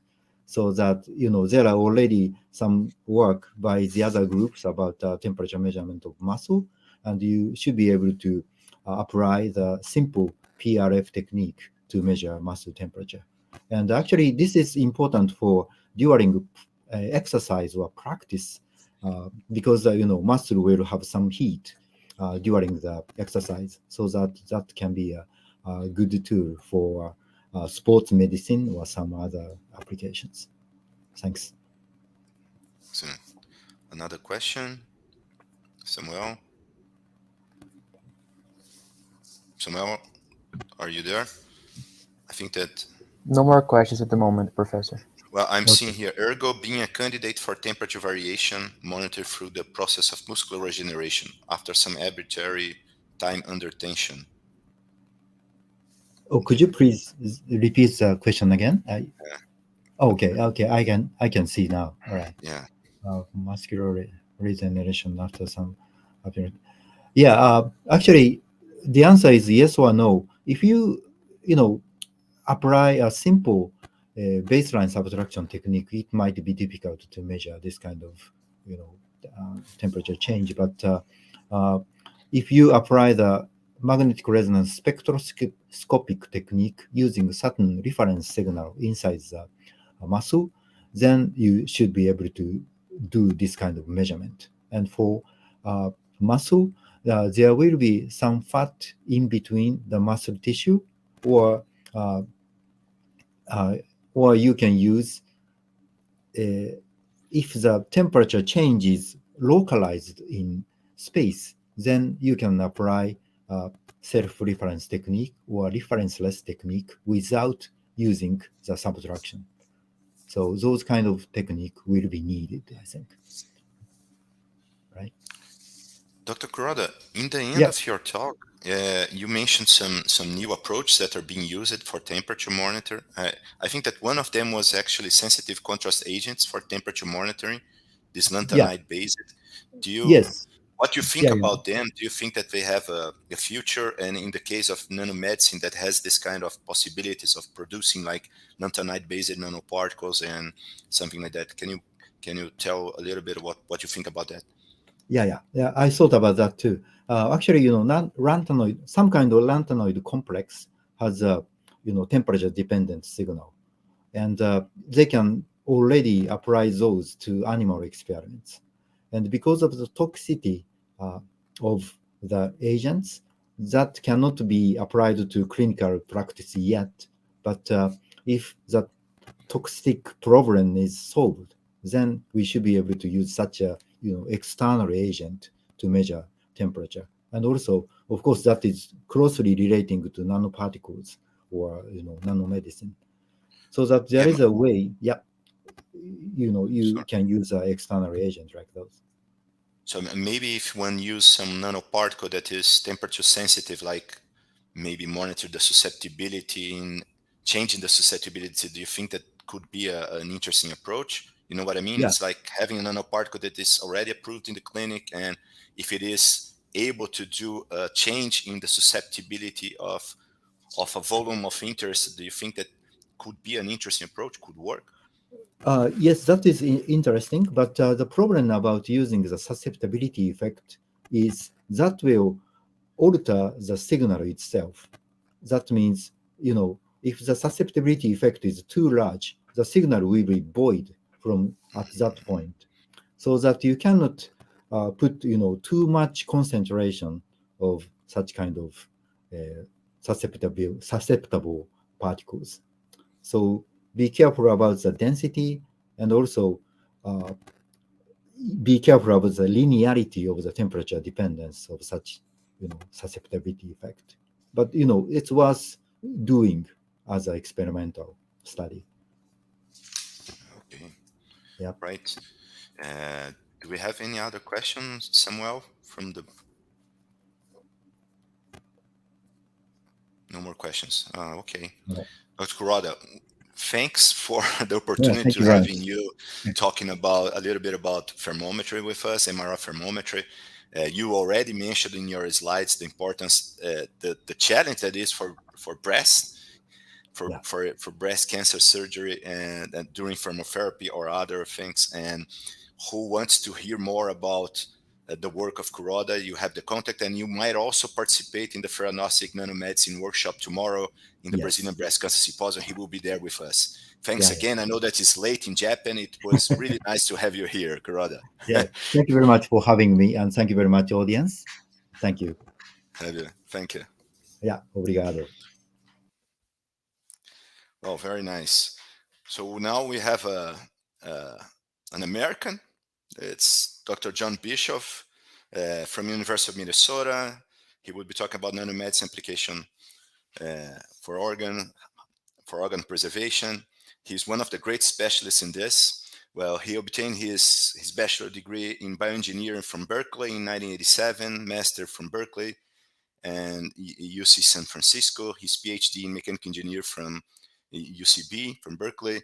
After postdoctoral fellowship at Harvard in the Center for Engineering Medicine, he joined the University of Minnesota in 1993. He's a distinguished McKnight University professor, Kurt Meyer Chair in the Department of Mechanical Engineering and the Medtronic Bacon and Dole Chair, and Director of the Institute of Engineering Medicine at the University of Minnesota, Director of the NSF Engineering Research Center Advanced Technologies for Preservation of Biological Systems. As I told, he has he's a very pioneer in this thing here and using nanotechnology too. We will hear he has award include ASM Van Moe Medal, fellowships in societies including cryobiology, JSPS, ASME, and AIMBE.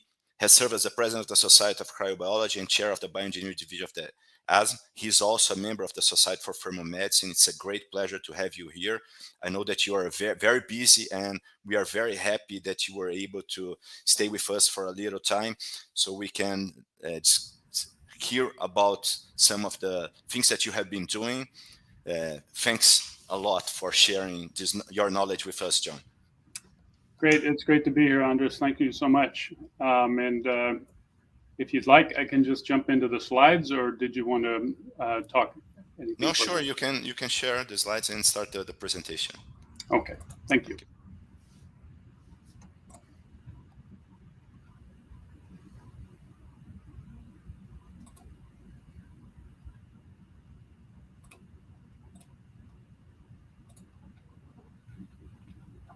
It says to upload the file, so I'm not sure exactly. Maybe you can share your slides there. I mean, share the whole screen. If you share the whole screen. Okay, great. Yeah. Does that work? In the bottom, not yet. It's working. It's something. It is entering. Yes, it is. We can see the slides. Now we can see it.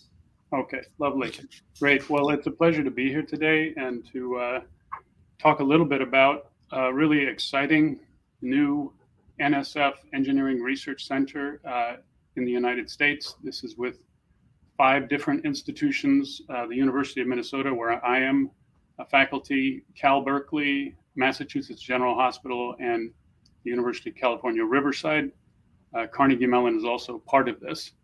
And as Dr. Gokuz has mentioned, the name of this center is the Advanced ATP-Bio, Advanced Technologies for the Preservation of Biological Systems. And the title of my talk today is ATP-Bio, a new center using nanomedicine to preserve biological systems. So this will be a little bit of a change from using nanoparticles for heating and cancer and maybe some of the other techniques that you've seen to actually preserving systems.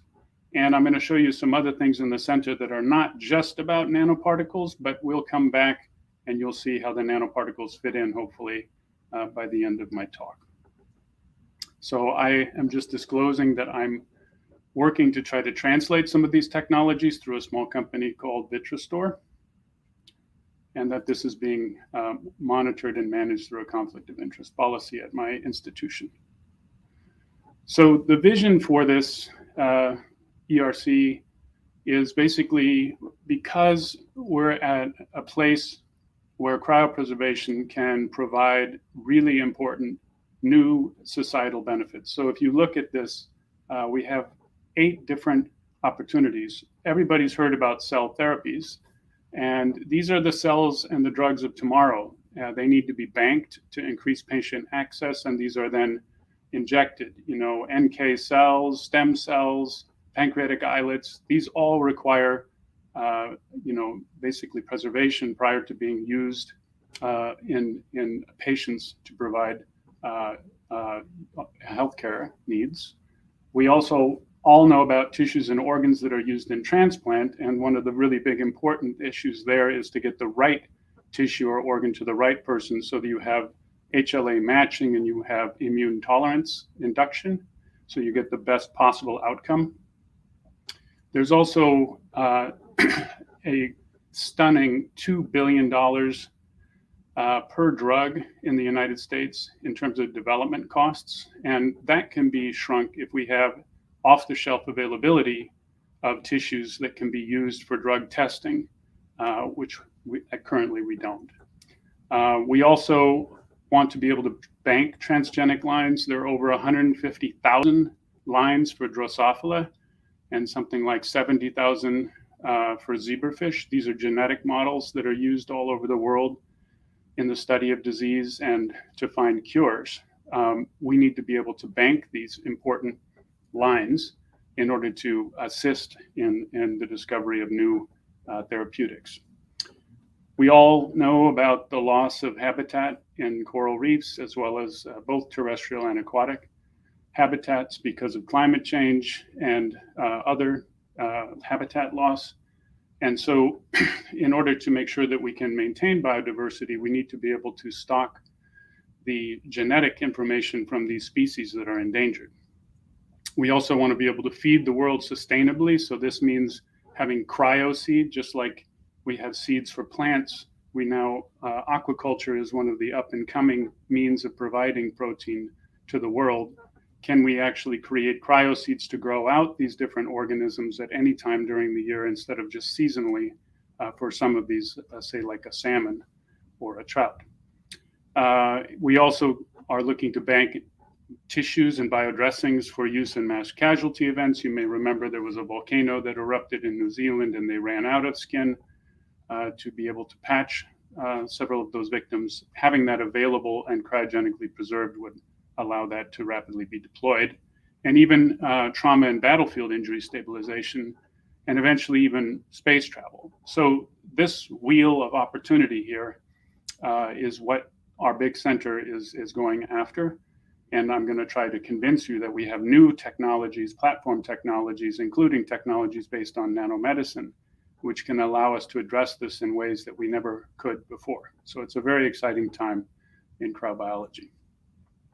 So the main issue here really is about storage and shipment, supply chain management. So if you look in the green boxes, these are areas where a lot of money and research dollars have been spent and a lot of effort has been expended, and wonderful results have been published as well in terms of the isolation and the testing of different cells and tissues and organs, et cetera. The ability to culture and tissue engineer and genetically engineer these organisms are really amazing steps forward in our knowledge base for humanity. But in order to reach those blue boxes on the right, we still need all of these orange boxes to help us get there. So these are all related to storage, shipment, and basically reaching suspended animation. So this is really what we're all about, providing technologies that can enable storage and shipment of living biological systems, not food products, but living biological systems that can be brought out of suspended animation and then used for societal benefit. So there's been an evolution, and much of this has to do with new platform technologies, including nanoparticle-based and nanomedicine-based technologies that have contributed to this. So this is basically a timeline in the blue over the last roughly 10 years or so. We had the 50th anniversary of the Society of Cryobiology back in 2013. And at that time, there was new technology coming out of Massachusetts General Hospital where they were able to supercool a rodent liver for greater than 4 days. And this is amazing because many of you may know, but you can even Google this, the time frame for an organ to be basically stored from a recipient to a donor is really measured in hours, not in days. So to be able to do this over days is really a phenomenal breakthrough. There's also other technologies, isochoric preservation, which has to do with basically not allowing ice to freeze. So we all know that ice basically is less dense than water. And so ice will actually, it will occupy a greater volume when it freezes. Isochoric means that you put the liquid with your biological system into an isovolumetric system, and so that the volume cannot expand. And so this is a really interesting concept because ice basically cannot form in those systems. And so this is being deployed on C. elegans here as an example, but it has been applied to a number of other systems, living systems, since that time. A part that I'm going to talk about that's actually from my lab, and I'm going to give another talk about this tomorrow, has to do with what we call nanowarming, or using nanoparticles to rewarm some of these biological systems. And this is really an exciting opportunity because the sort of breakthrough that Peter Mazer, who's no longer with us, but he's considered one of the grandfathers of the field, what he showed is that in fact, one of the most important aspects of cryobiology is how you warm your system. We had focused on, since the 1950s and the 1960s, on how we cool the system. And there's still a lot there in terms of understanding how to cool it properly so you get the system into a suspended state. But what Peter showed is that, in fact, if you can come back fast from this suspended state, you're actually going to have more success. And doing that in bulk system that's actually where the big challenge is. And this is what I'm going to tell you a little bit about later. There's also other approaches with whole organisms. And then in 2019, they actually went from a rodent liver all the way up to a human liver in terms of supercooling. So a lot of very exciting work. And then underneath the blue line, you can see a lot of consensus building, both at the 50th anniversary of cryobiology, but then there were a variety of summits organized by the Organ Preservation Alliance, which is a philanthropic group, NSF-sponsored roadmaps, White House roundtables, and a consensus article, and even an executive order when Donald Trump was still president, speaking to the advanced needs in the population for kidney health. So this is just to give you a broad brushstroke of what was happening up until the point of the creation of ATP-Bio. So these are the technologies, very, very roughly and simply laid out. We have temperature on the y-axis and then the duration of storage on the x-axis. And what's really exciting here as an engineer is that it's really about temperature, pressure, and the concentration of what we call biological antifreeze molecules that are added to these systems to allow them to go into this state of suspended animation. And that really means depressing metabolism. So when you go into suspended animation, you want that metabolism ultimately to be zero. And we can do that if we go all the way down to minus 140, which is what you see, a kidney there that looks like it's in glass versus a failure on the left, which is frozen. That technology has been around since the 1980s, but the issue with it is how you rewarm. So the rewarming nobody has been able to bring that kidney back. And I'm going to tell you about how we're planning to do that with nanomedicine. But there are also these nature-inspired what we'll call high sub-zero approaches, which you can see on the left. The Rana sylvatica is a frog that can survive with 65% of its water actually in the frozen state. And then there's the supercooled liver that you see there, where there's no ice in the system, but you're below the equilibrium phase change temperature of the system. And you gain, by this reduction in temperature, a reduction in metabolism, and therefore a duration of your storage. And then at the very top on the left, you see where we started, basically, which is what we know today. You just put it on ice, and you have a number of hours between the recipient, the donor and the recipient. So this is broadly what I'm going to be talking about. And the way that we are addressing bringing these platform technologies basically forward to societal benefit, and that includes not just the science, but also the translation, is that we're bringing engineering and science together. So you can see our overarching challenges on the bottom is really in these cryo systems. Excessive ice formation is a problem. The CPA is this biological antifreeze, so something like glycerol, dimethyl sulfoxide, polyethylene glycol, these are all cryoprotective agents. If you add too much of them at too high a temperature, that can be toxic. So we have to add them in the right way so that we don't have toxicity. And then there are thermal and mechanical stresses. So like that kidney I showed you at minus 140, looking like it's in a piece of glass.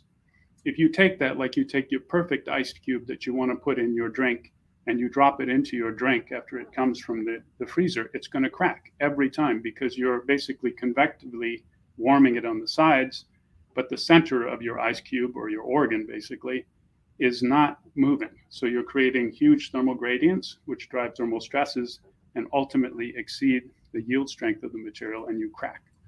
So this is what we're really focused on, is convergent engineering and science throughout this center to address these overarching challenges.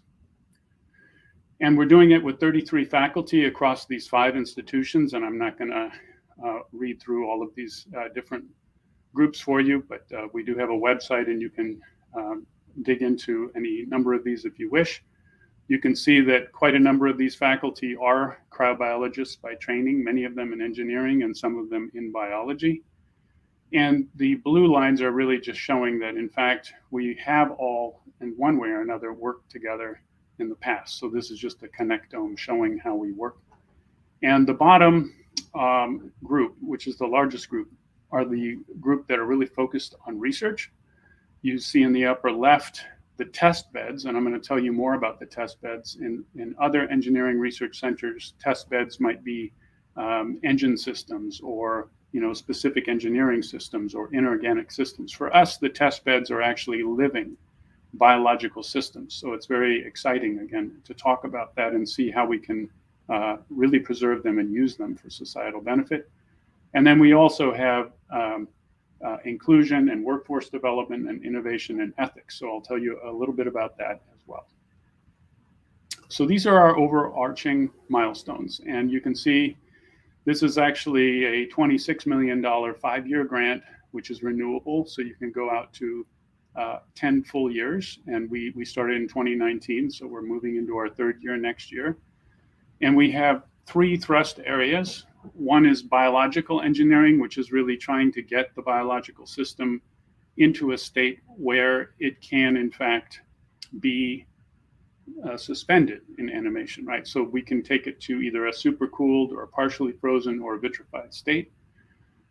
TA2 is multiscale thermodynamics of water. And what we're trying to do there is, in order to either supercool, partially freeze, or vitrify, all of that is manipulation of water. It's all governed by the thermodynamics of water. And so that's really what we have to study to make that a success. And then in the 3rd thrust, this is where we use fast and uniform rewarming. And this is where you'll see a variety of nanomaterials have been developed. And we have borrowed really from heavily from the cancer field to understand how to do this both with lasers and radio frequency rewarming. And our ultimate goal is really to scale all of these up so that we can be working in human organs eventually and larger organismal systems. And so we'll tell you a little bit more about that. And then, ultimately within the 10 years of the grant, we hope to be able to hit those societal blue boxes for societal impact on the right. This is called a 3-tier diagram. It's very complicated, but in putting this together, you kind of learn how all these pieces for an engineering research center fit together. I'll just point out a couple of things which are important for us to understand, just so I can introduce some slides to you. In the middle, you'll see those thrust areas that I already mentioned. So the biological engineering, TA1, multiscale thermodynamics, TA2, and then the rapid and uniform rewarming, TA3. By achieving all of those, we will be able to hit the milestones that we have set out. And the test beds are on the highest level there. You see cells, microphysiological systems like tissues, whole organs, and then organisms. So organisms for us, this is really like zebrafish or Drosophila or other whole organisms that we can actually preserve also for biodiversity purposes or aquaculture. And then the 3-tier aspect of this really has to do with really the heavy piece of the center, which is the research, what we call convergent research across science and engineering and medicine in this case.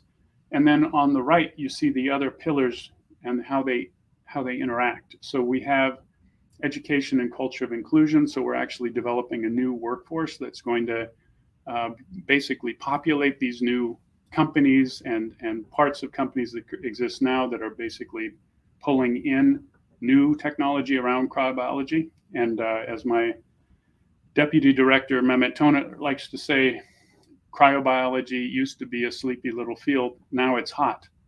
In the United States, there's a ton of startups that are really focused in this area now.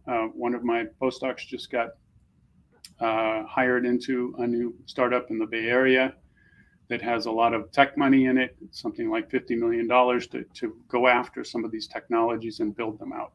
So it's very exciting, but we need to build the workforce to do this. So people need to be trained in all of these systems.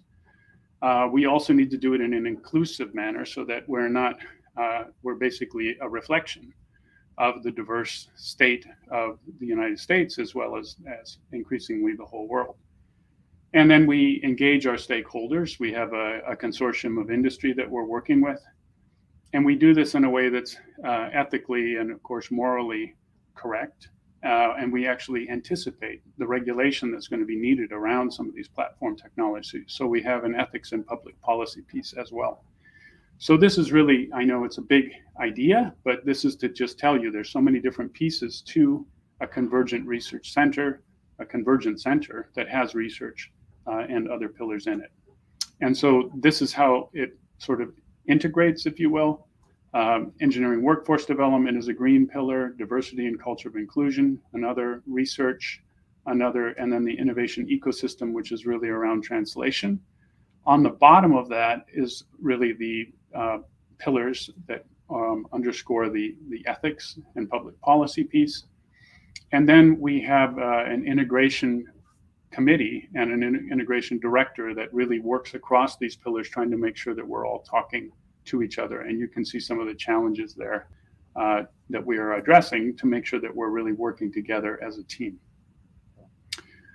So I'll start by introducing our convergent science and engineering research pillar. This is the lead of this is Korkut Oygun, associate professor of surgery at Harvard, and Catherine Harrimans is our staff member who also has a PhD in material science, also at MGH. And I'll start by talking about our test beds again.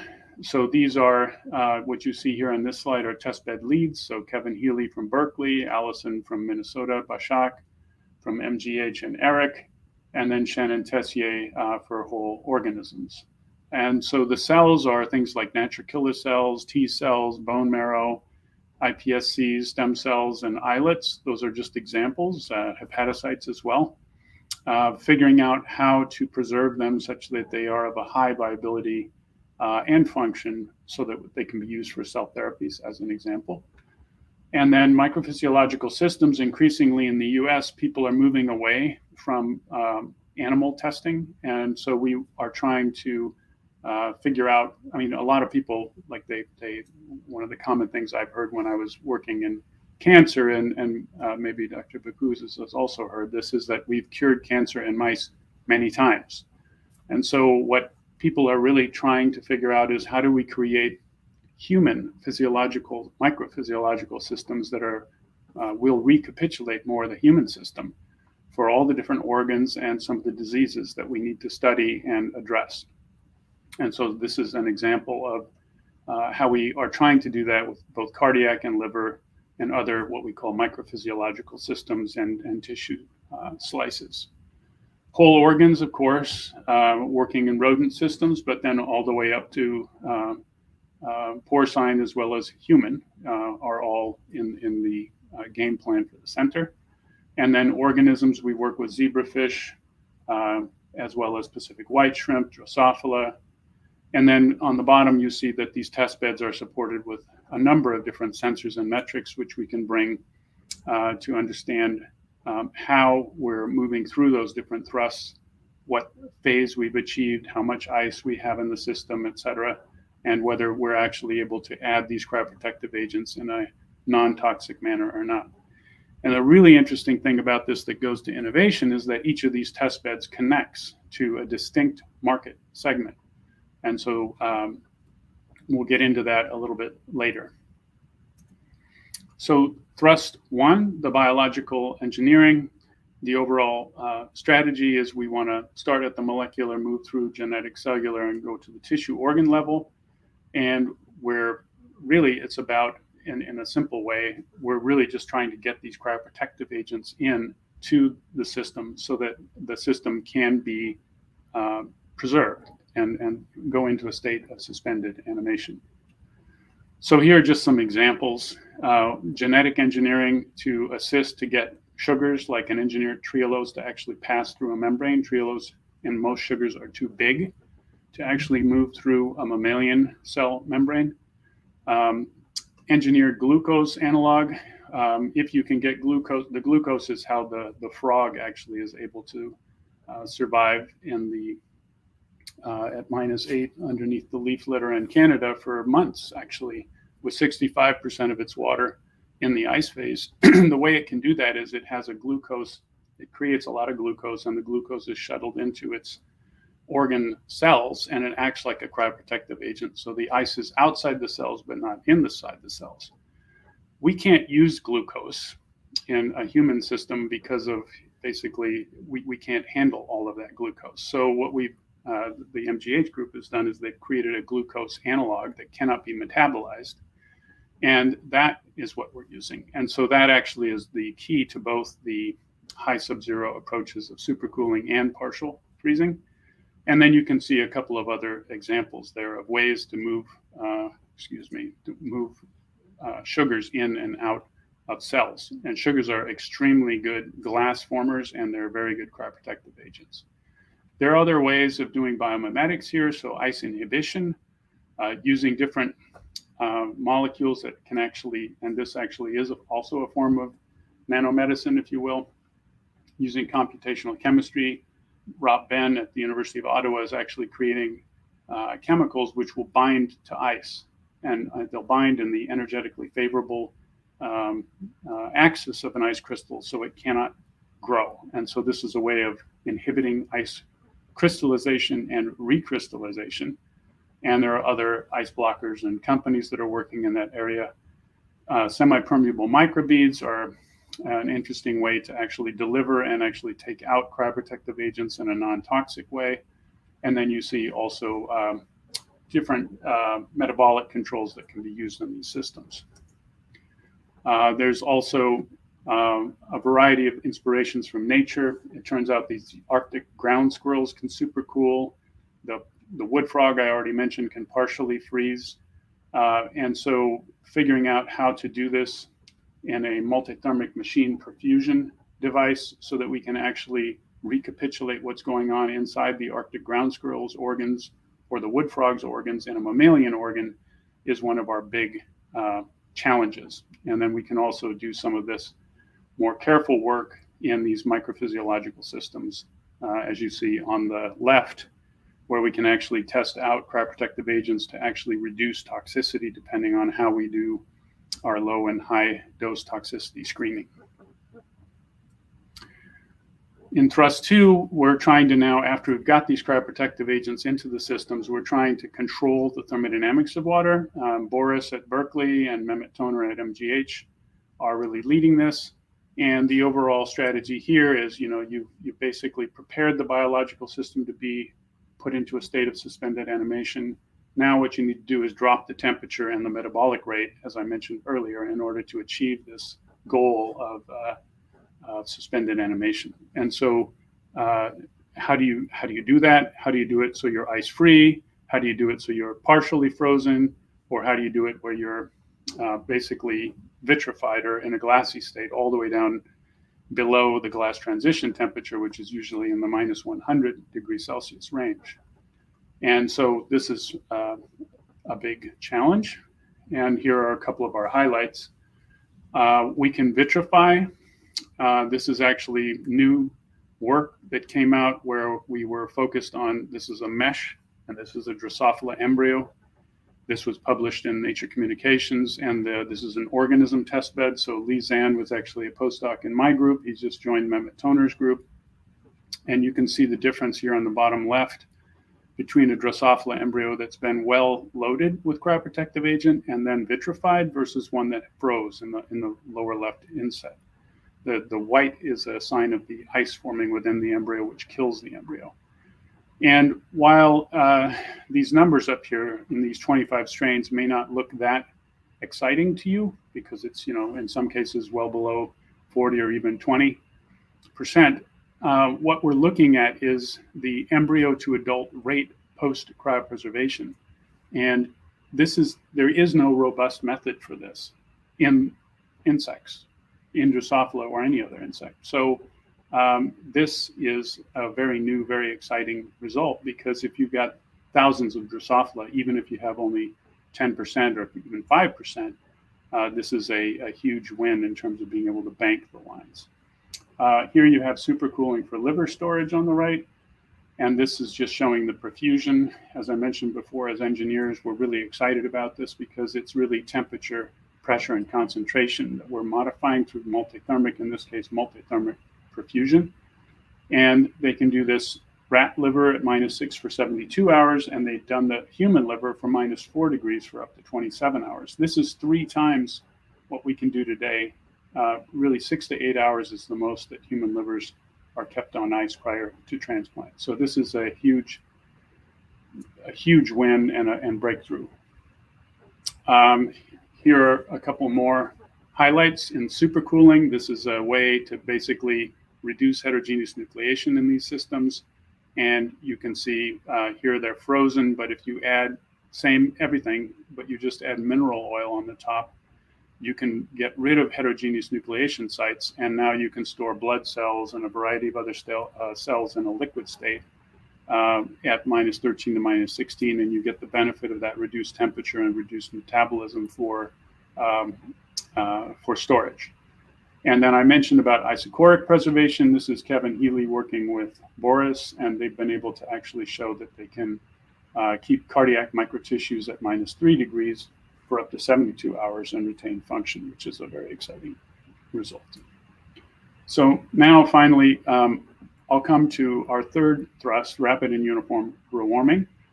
Guillermo Aguilar, who's actually now the department head, he was the department head at UC Riverside in mechanical engineering, but he suffers from too much success, so he was recruited to Texas A&M University, and he is now the department head there. And he and I lead this third thrust, and this is where a lot of the nanoparticle concepts come in.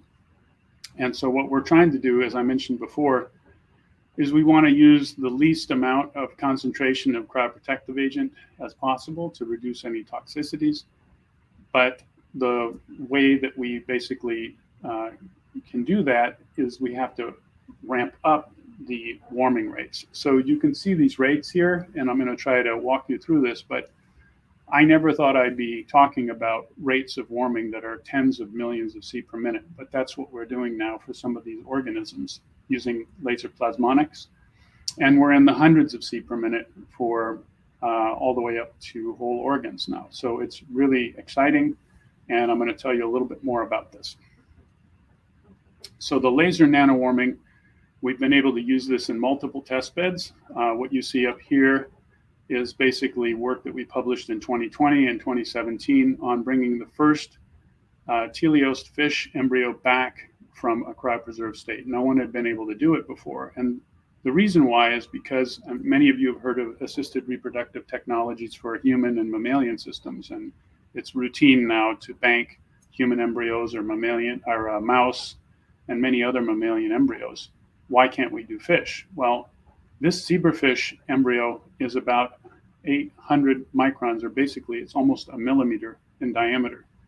The human embryos are only about 100 microns. Most mammalian actually are only about 100 microns in size. So you have a surface area to volume issue. And when it comes to loading with cryoprotective agents, the membranes of the fish embryo are extremely impermeable. So it's really hard to get the cryoprotective agents in. So we have to actually use microinjection to get the cryoprotective agents in. And then we have to freeze really fast, and we have to rewarm very fast to avoid all the ice. And so what we've found is that they really only tolerate a certain amount of cryoprotective agent. And we kind of studied where they form ice and where they don't. We actually put in plasmonic gold here, as you can see. And then we put it into liquid nitrogen using a device called a cryotop. It just allows us to plunge the embryo into liquid nitrogen and get the fastest cooling possible. We can verify that they are transparent and vitrified and glassy. We can also see when there's failures and they've got ice or they're cracked. And of course, we take these vitrified ones then and that are still successful and alive in a state of suspended animation. We can keep them at minus 196 as long as we wish. And then when we need them, we bring them out with a millisecond pulse of a 1064 nanometer laser. And we then grow them out. And we can see development over 24 hours, hatching roughly in 2 days. By day 5, it's a larva, and then by months, it actually grows into an adult, and it can actually spawn just like control. So the numbers are unchanged in terms of the number or the viability of their spawn, which is extremely exciting. So we're now using this to work on other systems. So we've worked on, stem cells and other systems where you're trying to get the viability as high as possible. So, if you're going to use a cell therapy and you're going to inject hundreds of milliliters of these cells, high cytocrit cells into somebody, into one of their organs or into their IV, if you have a large number of those cells are actually dead, necrotic, apoptotic, or otherwise, coming apart, that's going to trigger a huge immune reaction in the body. So what you want to be able to do is actually inject really high viability, nicely preserved cells. And most of the work that's been done on stem cells and these other cells that are going to be used for cell therapies, they do not reach that 95% or higher viability, or even 90%. And so this is a way to get to those super high rates using a laser nanowarming approach. We're also working on coral larvae with the Smithsonian and published on the first successful laser warming of coral. We're working on Pacific white shrimp, which is an aquaculture species. And this is just another look at some of the zebrafish results. So this is a very exciting platform technology, laser nanowarming. We actually have on our website for non-commercial use, an open license to anybody in the world that wants to use this, especially for biodiversity and restoration programs. This is now switching gears and talking about radiofrequency nanowarming. We're focused now on iron oxide, and you can see two different formulations here in the upper left.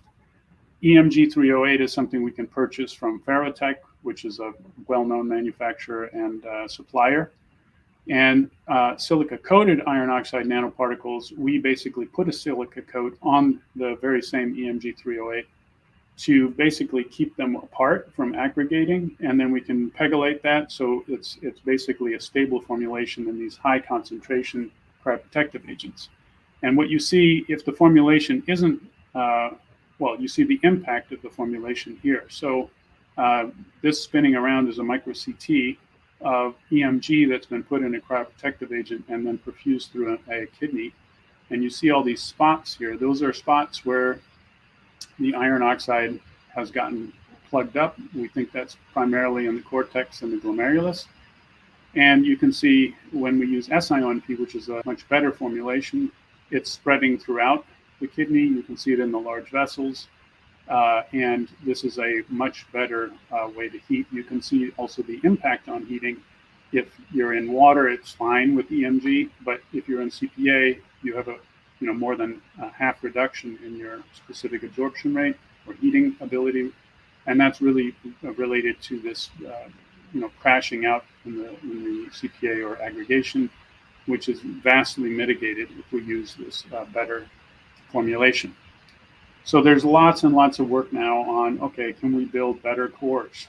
And this is an overlapping interest that I have with Dr. Vukuzis and others. What in fact are the highest heating cores that we can find? There's some work here from Gang Bao's group. This is just as an example where we can get into the thousands of watts per gram FE versus only 400 for EMG. This would be really compelling. We wouldn't have to use as much on a per gram basis in the organs to heat them. And then there's other options with shape and size that we can consider, even nanowires. This is work with Beth Stadler. And the ultimate goal here is to get to clinical scaling. So we have used both the 1 ml and the 80 ml system and published on this. We have a number of papers that are coming out in this area, and we now have a new coil, one of the first, I think, that's available that can go up to 2.5 liters, and that's at the University of Minnesota. And this can take a human kidney or a human liver lobe. So we're really excited to try these technologies out on human organs very, very soon. There's other nanoparticle and cellular highlights. Yadong Yin's group, who's a celebrated chemist working in the nanoparticle nanomedicine area. He's able to actually create these, what I would call hybrid particles that are both magnetic and plasmonic. And so one of the issues with gold rods is that they can align it whatever way that they align, and you actually end up missing a fair bit of the plasmonics. However, if you align it with a field, which is what he's done if it's a hybrid particle, you can actually get a tremendous, he estimates another third more heating just through this magnetic alignment, which I think is a great idea. And then we can also use this we can consider using this in droplet-based vitrification approaches, and basically pushing up the viability, as I mentioned before, to try to get to super high, 95% and above for cell therapies. And this is the kind of where we're going with organs. Eric Finger is an MD PhD at the University of Minnesota, and we have now published just last year on both the heart and the kidney in terms of showing physical demonstration of nanowarming. And so we are now in the process of working towards transplantation to show viability. And it's a very exciting time in our collaboration and in the center. I won't spend much time on this, but this is an interactome just showing how all of these different technologies support the different thrust areas, and that we're really focused on those 4 test beds that I mentioned before. So I'm just going to say a few words about the other pillars of the center, and then I'll wrap up. Engineering workforce development is actually led by Jill Rohrig. She's a distinguished professor in our science and education CEHD college, and Stephanie Schrader supports her. And the idea is really to work, reaching back into K-12 and basically working on STEM identity. So trying to speak to people who wouldn't normally think of themselves as maybe working as engineers or working in the STEM field, getting them to think already in middle school about how exciting it could be to maybe work in STEM. And then holding that pipeline, through undergraduate, graduate, and beyond, working on diverse postdoctoral fellows, bridging programs with community college like Lupe Ruiz, at UC Riverside, and then pulling this through all of our institutions. I won't go through all of this, but we've been working. We have a student leadership council, so we have the students are very active across all of the institutions, and they're meeting, and actually they're traveling to see each other, and traveling to have especially post-COVID now, having retreats together and bonding and learning about each other's work. We have an REU program, which is for undergraduates. So if you're interested in an REU, you may want to look into that. It's published on our site, atp-bio.org. And then we also work with high school students and teachers. Diversity and Culture of Inclusion. This is run by Keisha. She's our Associate Vice Provost for Equity and Inclusion. And really what we're trying to do is address what is a failing really in our higher education. And that is that Minnesota is one example of that, where if you look at our University of Minnesota engineering, we are not very diverse. If you look at the number or percentage of white students, it's extremely high if you compare that to Riverside or Berkeley as an example. And then, there's many other diverse students to think about. There's also gender and other forms of diversity to think about. And so we are trying to change that. And, part of that is we have, UC Riverside and Texas A&M are Hispanic serving institutions. We're also building relationships with Morgan State and Clark Atlanta, which are historically Black universities. And through that, we're hoping to bring more students through the REU program, and also to work with high school students and bridge students from community college to begin to make a change here, to be more diverse and more reflective of the demographics of the state and the United States. And so there are a number of things that Keisha works on.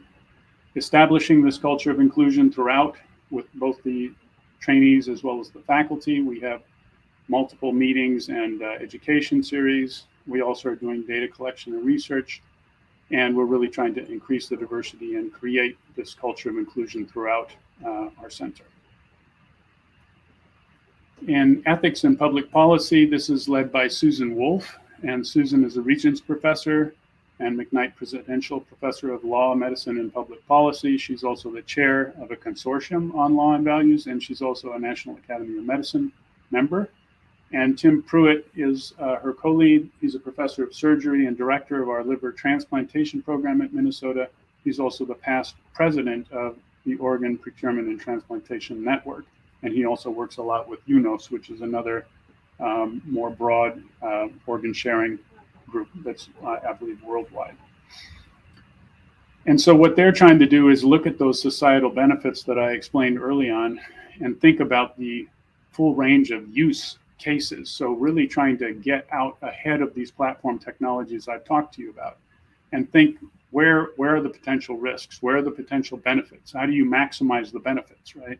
And so just two examples to think about. Okay, what if we could preserve organs for indefinitely? What would be the impact of that?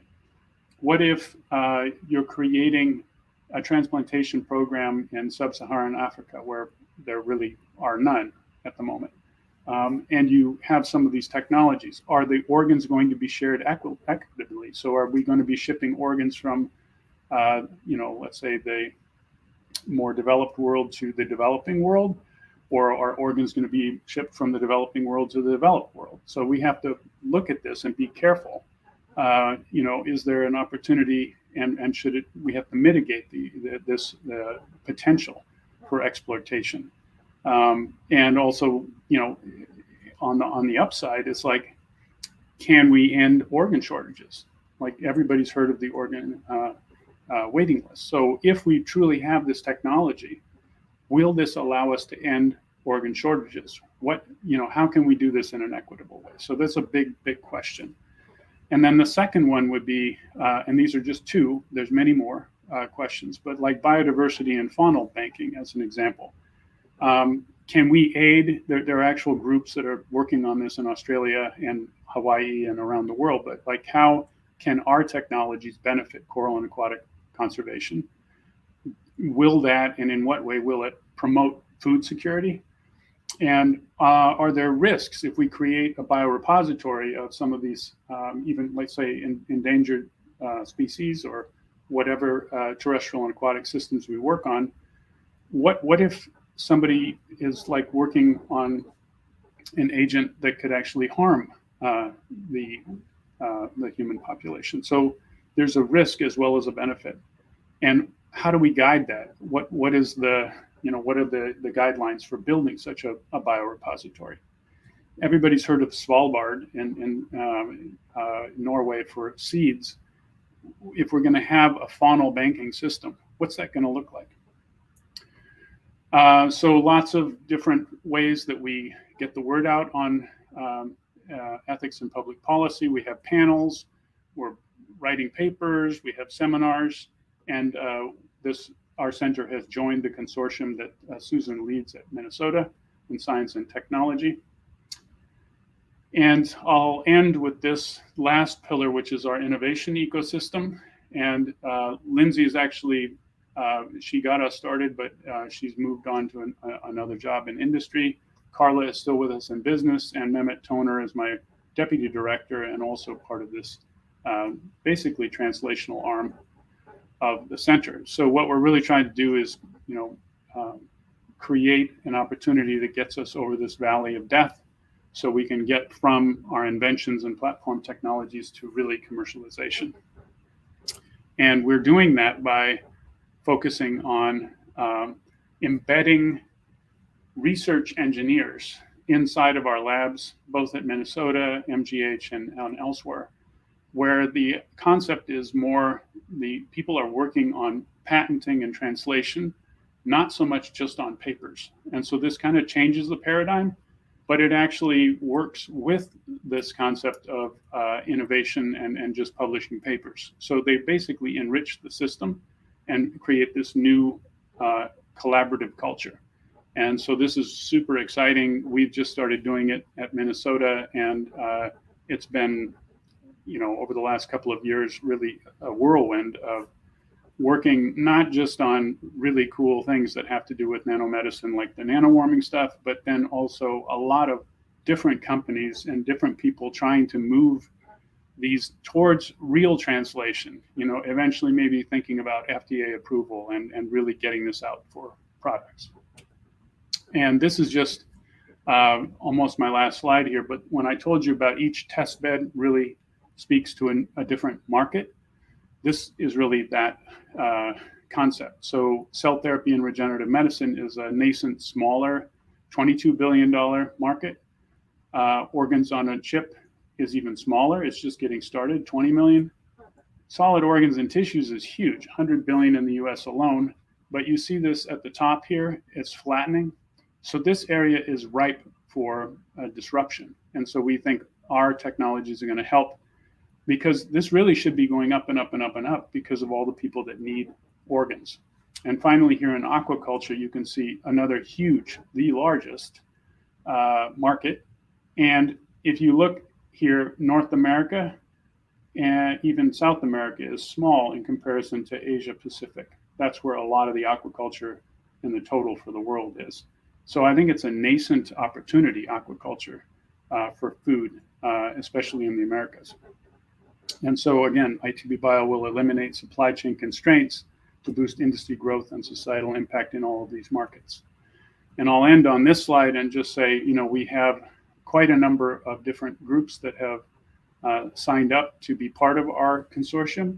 And they're both large companies, small companies, startups, tissue and organ procurement networks, and we have both cash and in-kind groups that are working with us. And with that, I will end and be happy to take any questions you might have. Hello. Hi, John. Hi, Dr. Bischof. Thanks a lot for sharing the ATP-Bio Center with us. It's a great pleasure to hear about that. And I knew about your nanowarming. I didn't know the whole picture. Now we have a very, very nice idea for what you guys are doing there. Well, we have questions from the audience. Zenith, would ATP-Bio be a center in which precision medicine techniques such as systemic somatic cell gene therapy techniques? Yeah, so I mean, for sure, I think any of these cells that we are manipulating to for the patient benefit, this this is going to be an important, as I mentioned, supply chain issue, right? So you create the cell. How do you get the cell to the patient? How do you store it in between after you've created it, and then you're going to send it to the patient? And so the answer is yes. I mean, ultimately, you're going to need some form of preservation technology if you're really going to scale any program having to do with genetic manipulation or precision medicine work in cell therapies. Okay. There is another question from him too. In other words, could I expect availability on research lines that might be able to add an expression cassette in euchromatin? Yeah, I don't have a, it's sort of the same answer, I guess. I don't work specifically on manipulation and cell engineering of cells, but some of our faculty do. And I think it's a little bit like what I mentioned in terms of Drosophila and zebrafish, in that you create these, either it's a cell or it's an organism that has a specific genotype that is going to do something, the phenotype that you want, right? That's going to end up being therapeutic, right? And so whatever it is that you've created, being able to lock that in, cryopreservation gives you that opportunity, right? And so, we all use cryobiology in our cell, there are master cell banks, and everybody has cryopreservation, in their labs, but it's sort of people don't, okay, I'm going to say this as a cryobiologist, they don't always respect cryobiology because they just think, 10% DMSO, throw it in the freezer. And that will work with an immortalized cell line, but it won't work with these primary cell lines very well. So, hepatocytes, NK cells, stem cells, go down the list. These really important, especially primary cells that are going to be used in cell therapy, the preservation protocols for those cells are not robust. And so, yes, they I think you'll be seeing more, not just from our center, but from the field, more and more of these more careful protocols for those very, very precious and important cell lines that you're working on. So John, you showed some interesting data with zebrafish. So you think that other fish will work too, like salmon or something that people would like to eat? Yeah, and will have an economic impact? Could you mention? Well, we hope so. So Guillermo and I are working on that collaboratively, and we actually have some connections with people working in aquaculture. And the salmon egg is rather large. 5 millimeters is so what Guillermo wants to do is basically do beam splitting, and then you're irradiating from all sides, because the laser actually is attenuating to a certain extent in these embryos. So we need if we can't, something as big as 5 millimeters, you cannot assume that you're going to have this uniform heating throughout. So beam splitting is one way to do that. The other is we have to pick the species carefully. So there are some, even tuna, as an example, bluefin tuna, their embryos are about 1 millimeter. Now, we haven't started working on tuna, but that would be also a very high impact and important species. Okay, we have another question here from Dilip Kumar. It's really interesting to know that we can preserve clinically cells. Is there a dysfunctionality of these cells, such MDSCCs, after we preserve for a long time to use? Yeah, so this is really what I'm trying to say to you as well, is that there are wrong ways to do it and right ways to do it. If you preserve correctly, there should not be a dysfunctionality associated with the preservation itself. But if you are, that's why those three thrusts are there, right? If you have too much ice in the system, that can kill the cell or create apoptosis. If you have the cryoprotective agents are added in the wrong way, then you're going to have maybe some apoptosis or some decay over time, or maybe you just have outright toxicity. So it's not sitting in the liquid nitrogen vat over time where you're going to have dysfunctionality. It's how you get there and how you come back that's going to create a problem for you. And that's what we focus on. Okay. We have other questions from Leonardo Pereira Franchi. Would the hibernation process bring some insight into cryptobiosis, or should this be considered a different metabolic process? Yeah, I'm not an expert on cryptobiosis, but I think this is maybe related to people also study lyopreservation.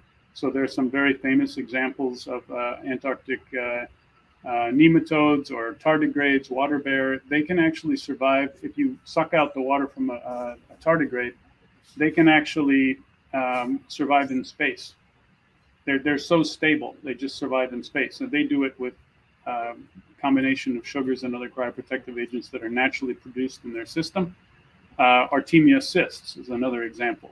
They're extremely robust, and these are so drying is definitely an area that has been studied very, very carefully and is appropriate for some cases. What it does involve is, you have to pull the water out of the system. So it's a little bit different approach, but it's also like the partial freezing approach that I mentioned, that kind of plays with that a little bit because you're moving the water around in the system. So you're trying to pull the water out of the cell and sequester it in another compartment like the vasculature so that the cell itself can reduce its water and actually be in the suspended state. Mammalian cells do not like to be fully dried. That has been tried and does not work well, but you can dry them to a certain extent. So yes, we can learn things from lyopreservation and drying as well, yes. So Bischof, you had already discussed with us that if you're going to use a small organ, laser photothermal therapy could be an issue, could be used. And for larger organs, it seems that you're looking for magnetic nanoparticle hyperthermia approach. What is the largest size? What is the largest organ that you guys think that you would be able to do, and what kind of technology can you? Well, we've already done a porcine kidney, which is actually larger than a human kidney. We haven't. This is all physical demonstrations. Let me be clear, but we believe that we're going to be able to work at that scale, and eventually we should be able to work at pretty much any organ scale for a human. See. Wow, that's fantastic. Huh? And regarding the possibility of having Latinos in the University of Minnesota, as I'm a Brazilian and we are Latin, so that we do not speak Spanish, we speak Portuguese. Could you mention any opportunities, because we have a lot of Brazilians here hearing your talk, besides other places? Could you mention opportunities for training in the area in University of Minnesota regarding this ATP Biocenter or others? Yeah, I would encourage you to reach out. I don't know whether this was recorded in any way, but Stephanie Schrader. It's being recorded. It would stay in our channel. So Stephanie Schrader is the lead on ATP-Bio's engineering workforce development. She knows all of the programs that we have, and we would be delighted to see some, applicants from Brazil, and maybe even over time we can build some kind of collaboration. Guillermo also has strong, he's actually in the National Academy of Mexico, Guillermo. Yeah. And so we have strong relationships with Mexico. We have some relationship building with Canada and also with Europe. So I think we would be very, excited to try to work together to build something up. Wow, nice, very nice. Dr. Bischof, thanks a lot for sharing your knowledge, and I know that you are very busy, and we were able to find a schedule for you to be here. Thanks again, and well, I talk to you tomorrow when you're going to give a talk in the Thank you all. Breast It was a pleasure. Thank you very much. Bye-bye. So we are now close to our last presentation of the day. Dr. Ashish Rajan from Oklahoma State University. He's going to talk about the role of nanomedicine cancer immunotherapy. He got his bachelor degree in India, in Madras Veterinary College, PhD in biomedical and veterinary science from Virginia Tech. He's endowed professor in the College of Veterinary Medicine at Oklahoma State University, director of the Institute for Translational and Emerging Research in Advanced and Comparative Therapy, a visiting fellow at the Center for Intervention Oncology, Department for Radiology and Imaging Science at the NIH. Dr. Rajan has received the NIH Merit, OSU Distinguished Faculty, Regents Research, and President's Fellows Awards in the recent years. He also serves as Science Advisory Board of Accused Ultrasound and NIH panels. It's a great pleasure to have you here, Dr. Rajan. and we're really excited to hear your talk about cancer immunotherapy and also nanomedicines. Thanks for being with us. Thank you, Dr. Bakunis, for the introduction. I just shared the PowerPoint from here, right? Yeah, you just need to share your whole screen maybe, and let's see if you're starting there to try to share the screen. It's below. It's just below. You see below it's written compartilhar. It's like a COM. It's in Portuguese. Sorry. It's just below to. It's a different system, right? So It's not letting me share. no. Can you see now? No. Something. Yes, we can see your whole. Yes, yes, we can. Right now we can. Ashish. Okay. Thank you. Well, thanks again for the introduction, and I would like to thank the BCBS for organizing this symposium. And Brazil is one country that is sort of a dream country for me that I want to visit, but at least I'm visiting virtually today. So what I'll be doing in the next 40 to 45 minutes is to give you all a sense of how we can leverage nanomedicines to improve cancer immunotherapy. And this is an emerging area of research, and I was told that the audience that I'm going to have is going to be diverse with different disciplines. So what I thought was I'll keep my talk fairly basic and introduce to you all the concepts that surrounds this field and how we can leverage this science to improve oncologic treatments in patients. So the research that I'll be talking on today has been supported through a variety of sources. Those include the NIH intramural and extramural programs. Philips Healthcare has one of the devices that we use, and we are also partnering with several other foundations to do our research. So since I learned that we have many undergraduate students who are attending this talk today, I thought I'll introduce to you all a little bit about where I come from. So I come from a state that is located in the Midwest part of the country called as Oklahoma. And I'm from one of the state universities, which is called as Oklahoma State University. And it's a multi-campus public university that has 5 campuses spread all across the state. And we are in the main campus, which is called as the Stillwater campus. And we have an annual enrollment of about 35,000 students who are engaged in a variety of disciplines, all the way from agriculture, medicine, engineering, science, and business.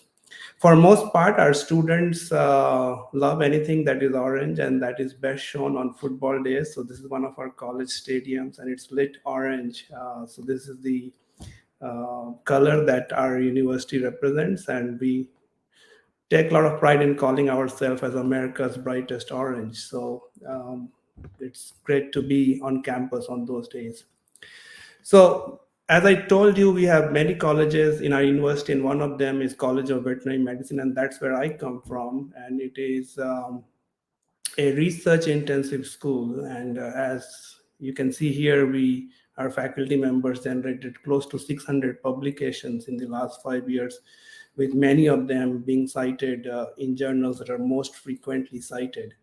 Our research funding is also very aggressively obtained from extramural sources, and in fact we rank 8th in the nation when it comes to the research funding among all the vet schools.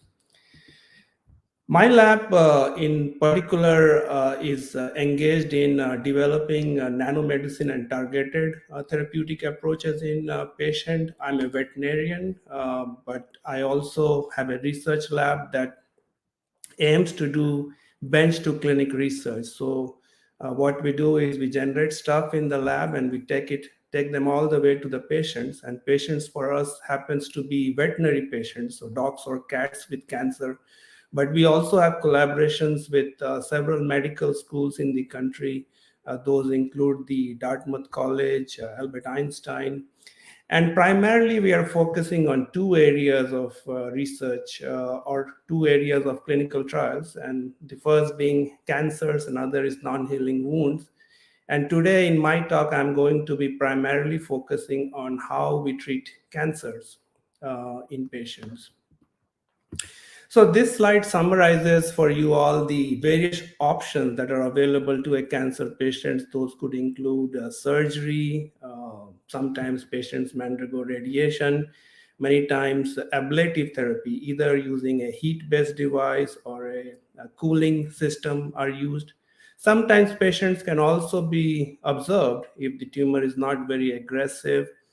And more often or not, many patients receive chemotherapy and more recently immunotherapy. In fact, after surgery, radiation, and chemo, nowadays immunotherapy is almost called as a fourth modality of the cancer treatment, with many patients, especially those who are chemo and radio resistant, are undergoing these therapy. And my talk today would primarily focus on those two aspects. So if you look at the status of the drug industry and how it is shaping up to be, the annual investments that are being made to develop a new drug for cancer treatments has gone up dramatically. It used to be 1 to 2 billion, but it's now almost $40 billion. But if you look at the probability of a drug succeeding from the time it gets discovered in a lab to all the way in the patient, that's pretty low. In fact, there's only 10% of a drug that entered a clinical trial to make it all the way to the patient.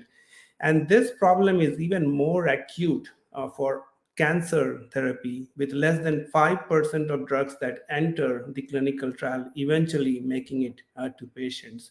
So all it means for a pharmaceutical industry is a lot of investment that they make upfront to get the drug all the way to patient do not go through, resulting in a lot of financial loss, also the energies and time of the personnel involved. And if we look at why a drug fails to win Food and Drug Administration approval, which is the organization that approves drugs in the United States, the FDA is essentially asking a drug to be safe and a drug to be efficacious. And more often or not, a drug either doesn't happen to be safe or doesn't happen to be efficacious, resulting in it not receiving approval. So the fundamental question we are trying to ask is, can we use nanoparticles to improve the safety and efficacy of existing drugs and new drugs in order to improve cancer medicine? So if you are hearing the word nanoparticles for the first time, they can come in various shapes and typically less than 300 nanometers, with one of the diameters being less than 100 nanometers. And these nanoparticles can be loaded with various kinds of drugs. And these drugs can then be delivered to a patient of choice in a more targeted manner. So this image is a pretty nice representation of how a conventional chemotherapy and a nanomedicine therapy differs in the ideal way. So here is a patient who receives a conventional chemotherapy, the drug by itself. And when the drug gets injected in the patient, the drug doesn't know where to go, so it goes everywhere. It goes to the cancerous lesion as well as to the healthy tissue. So while we can kill the cancerous cells, the drug also kills a lot of normal cells, resulting in a loss of quality of life in patients. In contrast, when we load a drug in a nanoparticle, we alter their physicochemical properties, and by doing so, we get more of them to go to the tumor and less of them to go to the healthy tissue. And this, all of it allows to reduce the toxicities, the side effects. It reduces the amount of therapeutic doses of drug that a patient needs. It also reduces the frequency of administration, all of which improves patient compliance and overall quality of life in patients. So nanoparticles utilizing these principles can be of various types and classifications. For simplicity, I am classifying them into two categories here. The first being synthetic nanoparticles that are synthesized in the lab, and the other are biological nanoparticles that are derived from biological products, typically nanoparticles that are derived from viruses or bacteria. Those would be considered as a biological nanoparticle. And synthetics are the ones that are more widely investigated and researched. And again, the synthetic nanoparticles can be categorized into two classes. The first being organic nanoparticles. So they have a carbon backbone that makes up the bulk of their composition. And organic nanoparticles, again, can be of various types. I'm just listing a few here. They could be lipid-based, they could be polymer-based, they could be based on chitogens. And then we have inorganic nanoparticles that are made up of a non-carbon backbones, and those may include magnetic nanoparticles, silica gold, and many others. And nanoparticles can also have many shapes. So it's not like all nanoparticles are spherical. There are some other shapes also that they can come in. For example, a rod-shaped nanoparticle. So we can have some diversity of shapes that we can get out of the nanoparticles. So let's assume we make a nanoparticle and we are ready to inject to a patient. How can we ensure that the nanoparticle only goes to a tissue of interest and not everywhere? And this science has been fairly established in the field, but essentially we can use two approaches, one being an active approach and other being a passive approach to deliver a particular nanoparticle of interest to a region that we want it to go to. So this schematic is showing you a organ or a tissue that is healthy, and the one here is showing the same tissue that is cancerous. So there are a few differences in the biology of a healthy tissue versus the biology of a cancerous lesion. And the first is that when it comes to the blood vessels that supply nutrients to a cancerous cell, those blood vessels happen to be leaky, in the sense that the space between the endothelial cells is a little bit more. And these leaky vessels can allow nanoparticles to permeate through them, which doesn't happen in a normal tissue. The other benefit or other way we can target a nanoparticle is the draining system. So here the drainage is pretty fast. So anything that gets accumulated here are cleared by the lymphatic system. But in case of the solid tumors, the lymphatics are fairly poor. So all that goes here gets accumulated in the lesion slowly over time. So this whole property of a nanoparticle to accumulate in a tumor slowly over time through enhanced permeation and retention due to leakage, due to impaired lymphatics, is called as enhanced permeation or permeability and retention effect, or EPR effect. So EPR effect is a passive approach of accumulating nanoparticles in a site of interest. The other way a nanoparticle can be targeted to a solid tumor is an active approach. So unlike the normal cells, the cancerous cells are abnormal.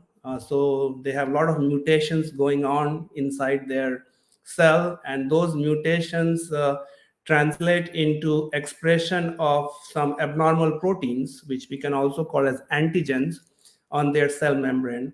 And those antigens can be targeted with nanoparticles having a ligand that is specific to those antigens. So let's assume a tumor expresses more levels of CXCR4. We can use a CXCR4 ligand that sits on the membranes of the nanoparticle, and then they can go and attach onto the cell membrane receptor, and that way we can actively target the cancer cells of interest. We can also use physical means to actively target a nanoparticle to a region of interest. For example, we can create stimuli-sensitive nanoparticles. So those nanoparticles can remain stable at body temperature and circulate in the body. And only where we want to release a drug or any other molecule, we can heat those regions. And if we can endow those nanoparticles with stimuli sensitivity, those nanoparticles will break apart and release their content. I'm showing here you an example of a temperature sensitive nanoparticle that we extensively use in our research here. So the nanoparticle stays stable at body temperature, which happens to be 37 degrees C. And as the nanoparticle reaches the solid tumor, we heat the tumor to 42 degrees C. And that allows the nanoparticles to break apart, letting all the drugs that they have inside them to be released into the tumor. So this would be considered as an active targeting using heat. So we can target nanoparticles actively using physical means or using ligands that are specific to an abnormal protein expressed on the cell membrane of a cancer cell. So based on this concept, a variety of nanoparticles have made it to clinic, several to the clinical trial and some to the clinical use. An example that comes to my mind is a liposomal form of nanomedicine that loads an anti-cancer drug, doxorubicin. It's also called as Doxil. It is one nanoparticle-based formulation that is being actively used in a variety of cancer indications, but there are several others that are also either approved or in clinical trials in various stages. So it is clear that if you load a drug inside a nanoparticle, you sure can get more drug delivered to the tumor compared to conventional therapy. And this is an image that is from one of our projects. And here, the red represents the drug and the blue represents the nuclei of a cancer tissue.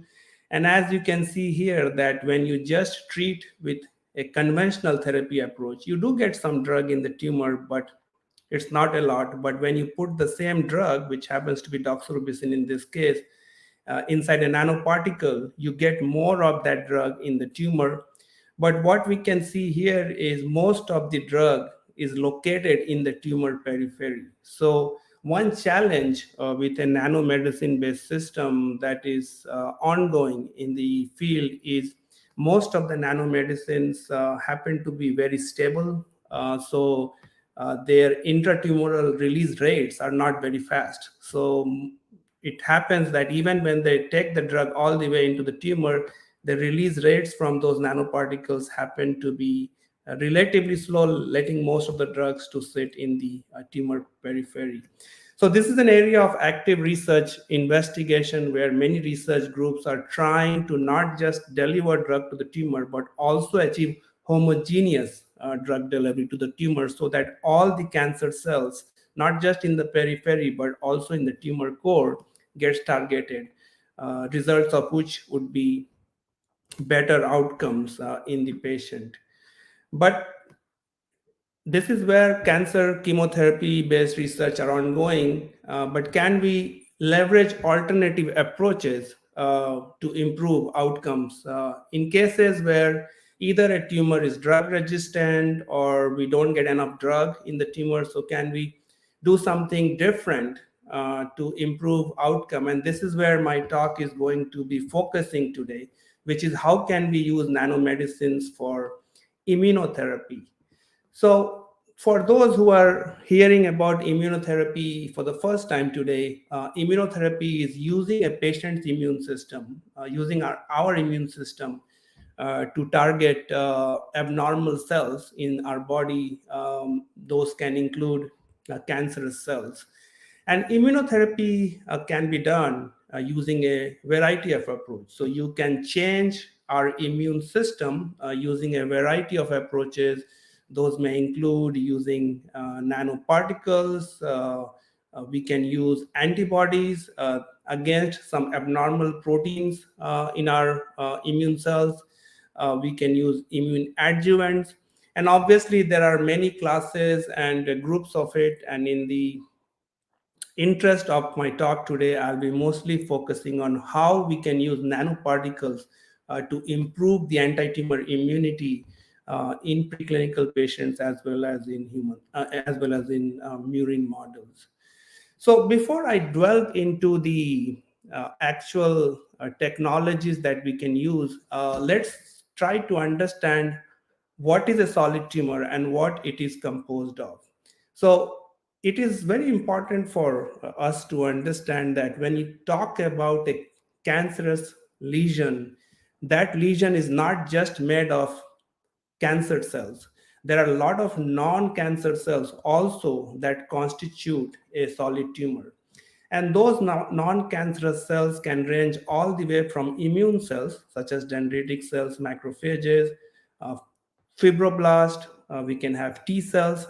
And in many cases, a solid tumor, if you think about the total composition of a solid tumor, up to 50% of a tumor may be composed of non-tumor cells. And these non-tumor cells do one of the very important job, which is to make a tumor undetectable by the body. So in the tumor, these non-tumor cells create immunosuppressive environment, which is suppressing the immune system from detecting the cancer cells. And this allows the cancer cells to grow and proliferate in our body. So before I get into the different cell types and how they may function, I'll like to give you all a brief introduction of what is immuno-oncology and how can we leverage it to improve outcomes. So if you think about our immune system, it can be broadly characterized into two types. The first being an innate immune system, and the second being an adaptive immune system. And both of these immune system in our body have some functions to play. So when it comes to the innate immune systems, they are mostly controlled and mediated by cells that are quickly responding and that are largely non-specific in nature. And those may include dendritic cells, macrophages, neutrophils, eosinophils, etc. In contrast, the adaptive immune system is a long-term and a more specific system, and it involves memory. So every time, for example, if you think about COVID vaccines, that would be an example of a mechanism to activate the adaptive immune system of a patient. And that involves creating cells that can recognize a foreign pathogen, even if the infection is gone in future.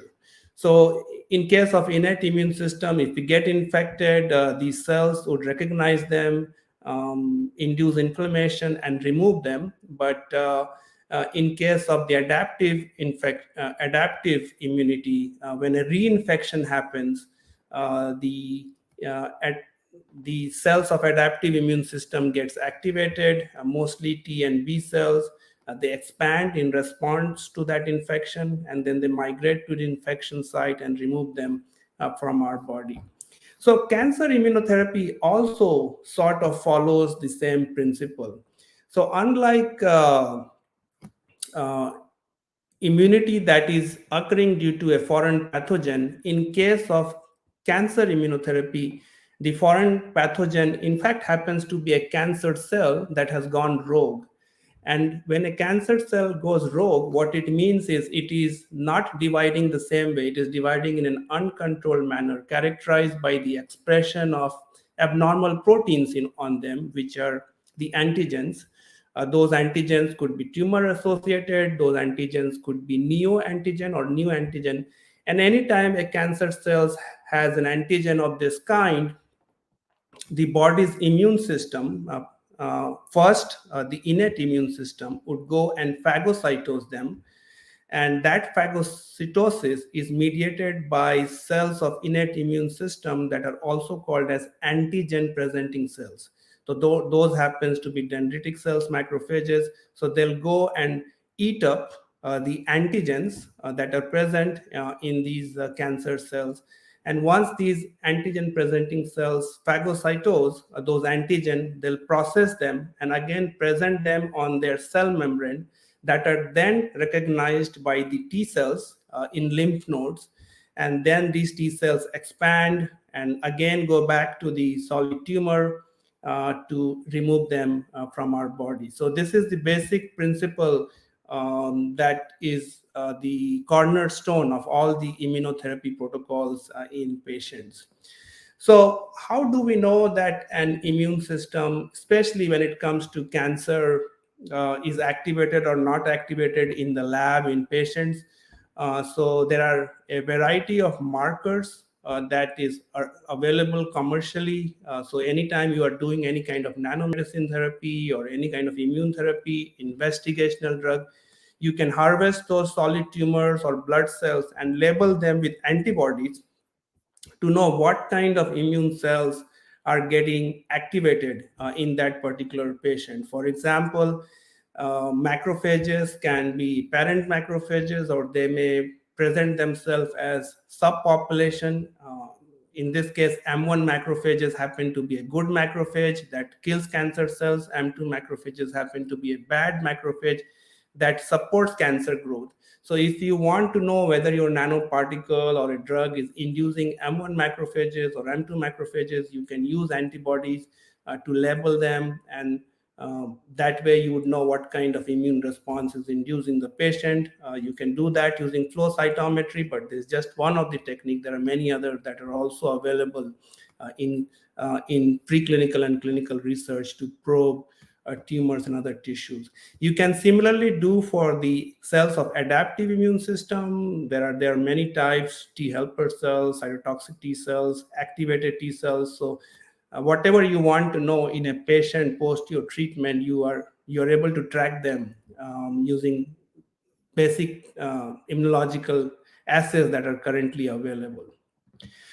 So I just told you that solid tumor is composed of both immune cells and cancer cells. And in fact, in many cases, there are tumors that are majority non-cancer cells, and then there are tumor where there's a good mix.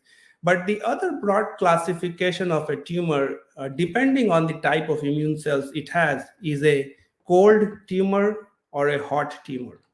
So anytime you hear of a tumor being cold, what it means for us is it lacks the cells of adaptive immune system, such as cytotoxic T cells in its tumor microenvironment. So in general, these tumors are poorly responsive to any kind of immune therapy. So if you're trying to treat a cold tumor, it's very hard to treat them. Example of those would include pancreatic tumors, prostate tumors, breast cancers, and those are typically cold tumor.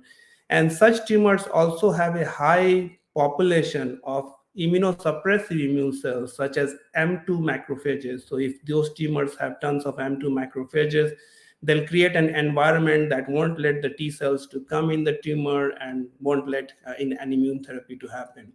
In contrast, the hot tumors tend to have high populations of infiltrating T cells, and that allows them to be more responsive to any kind of immune therapy. So these are the tumors that are typically respond better to an immune therapy. Examples of such tumors include melanoma, non-small lung cancer. So hot tumor is one tumor that also responds well to some clinically available immune checkpoint inhibitors in patients. So shown here is a schematic of a mechanism by which the hot tumors respond to immune checkpoint inhibitors. So if we have a T cell, they express some proteins which are called as PD-1, CTLA-4, and these proteins on the T cell membrane can communicate with the tumor cells, and when they do that communication, they allow the tumor cells to survive in a solid tumor. So if we can use antibodies that block these membrane proteins, then that signaling doesn't happen, allowing the T cell to perform a cytotoxic function and not promote the tumor growth, and many of them are already available in clinic, and these work best against a hot tumor. But what do you do with tumors that are not hot? How do you make them more immunogenic? How do you make them more detectable by the immune system? And if you have to convert a poorly immunogenic tumor into a hot tumor, the goal should be to improve the expression of their antigens that are hiding in the tumor, and also limit the population of suppressive cells that may be present in such tumors. Those could include the M2 type macrophages, T cells that are not cytotoxic in nature.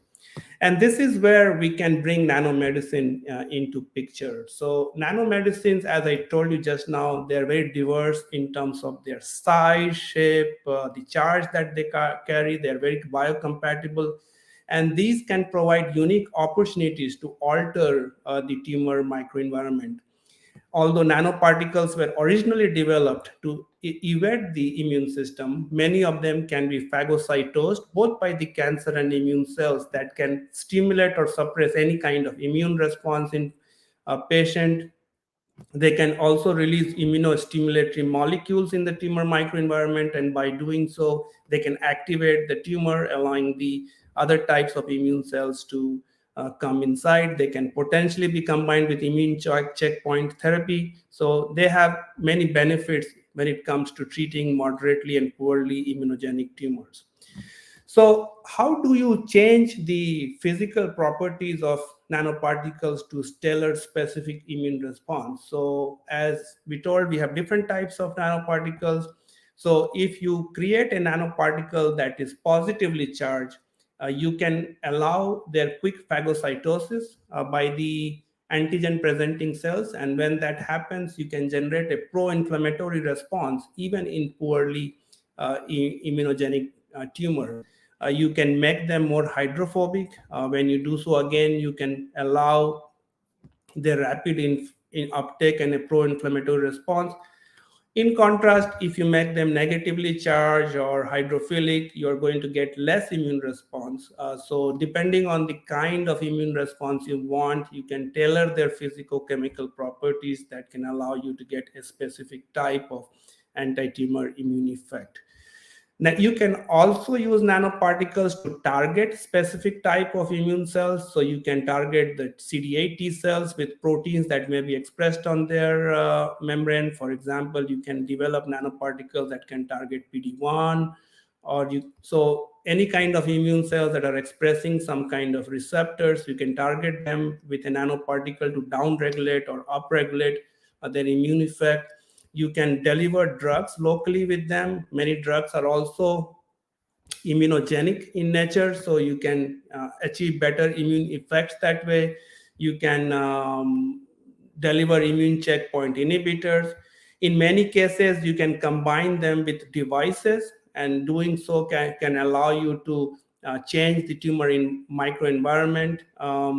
And sometimes when you kill a cancer cell with some kind of external device such as photothermal effect or focused ultrasound, you can use nanoparticles to capture the released antigen, and those antigens can then be taken up by the antigen presenting cells and be presented for anti-tumor immune effects. So here is a brief summary of how you can integrate the innate immune system and adaptive immune system to get the type of nanomedicine immunotherapy that you want. So we can start from here, and shown here is a solid tumor. You can use nanoparticles to either induce their apoptosis, or you can combine them with some kind of a therapeutic device to release all the antigens that can then be taken up by the antigen presenting cells. Once these antigen presenting cells take those antigens, they can process them, and these antigen presenting cells can then migrate to lymph node where they can activate the T cells. The T cells in turn then can come back and target all these cancer cells that were not killed. You can also directly deliver antigens using nanoparticles to the antigen presenting cells, and that can also allow their activation and migration to the lymph node. Sometimes you can express you can downregulate a protein that is suppressive in nature, and by doing so, you can activate those APCs, re-engineer them basically, and again allow their activation and migration to lymph nodes for an adaptive immune effect.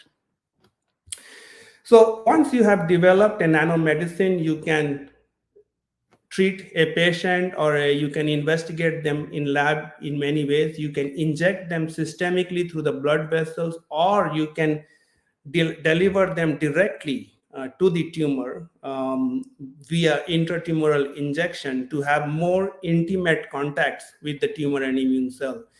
This process of directly injecting a nanoparticle in a solid tumor is called as in situ vaccination. So this is an approach of treating one tumor, and the goal is by delivering a nanoparticle in the tumor locally, you will change the antigen presenting cells that are present in that tumor locally. You may induce tumor cell killing here that can allow more infiltration of antigen presenting cells in them.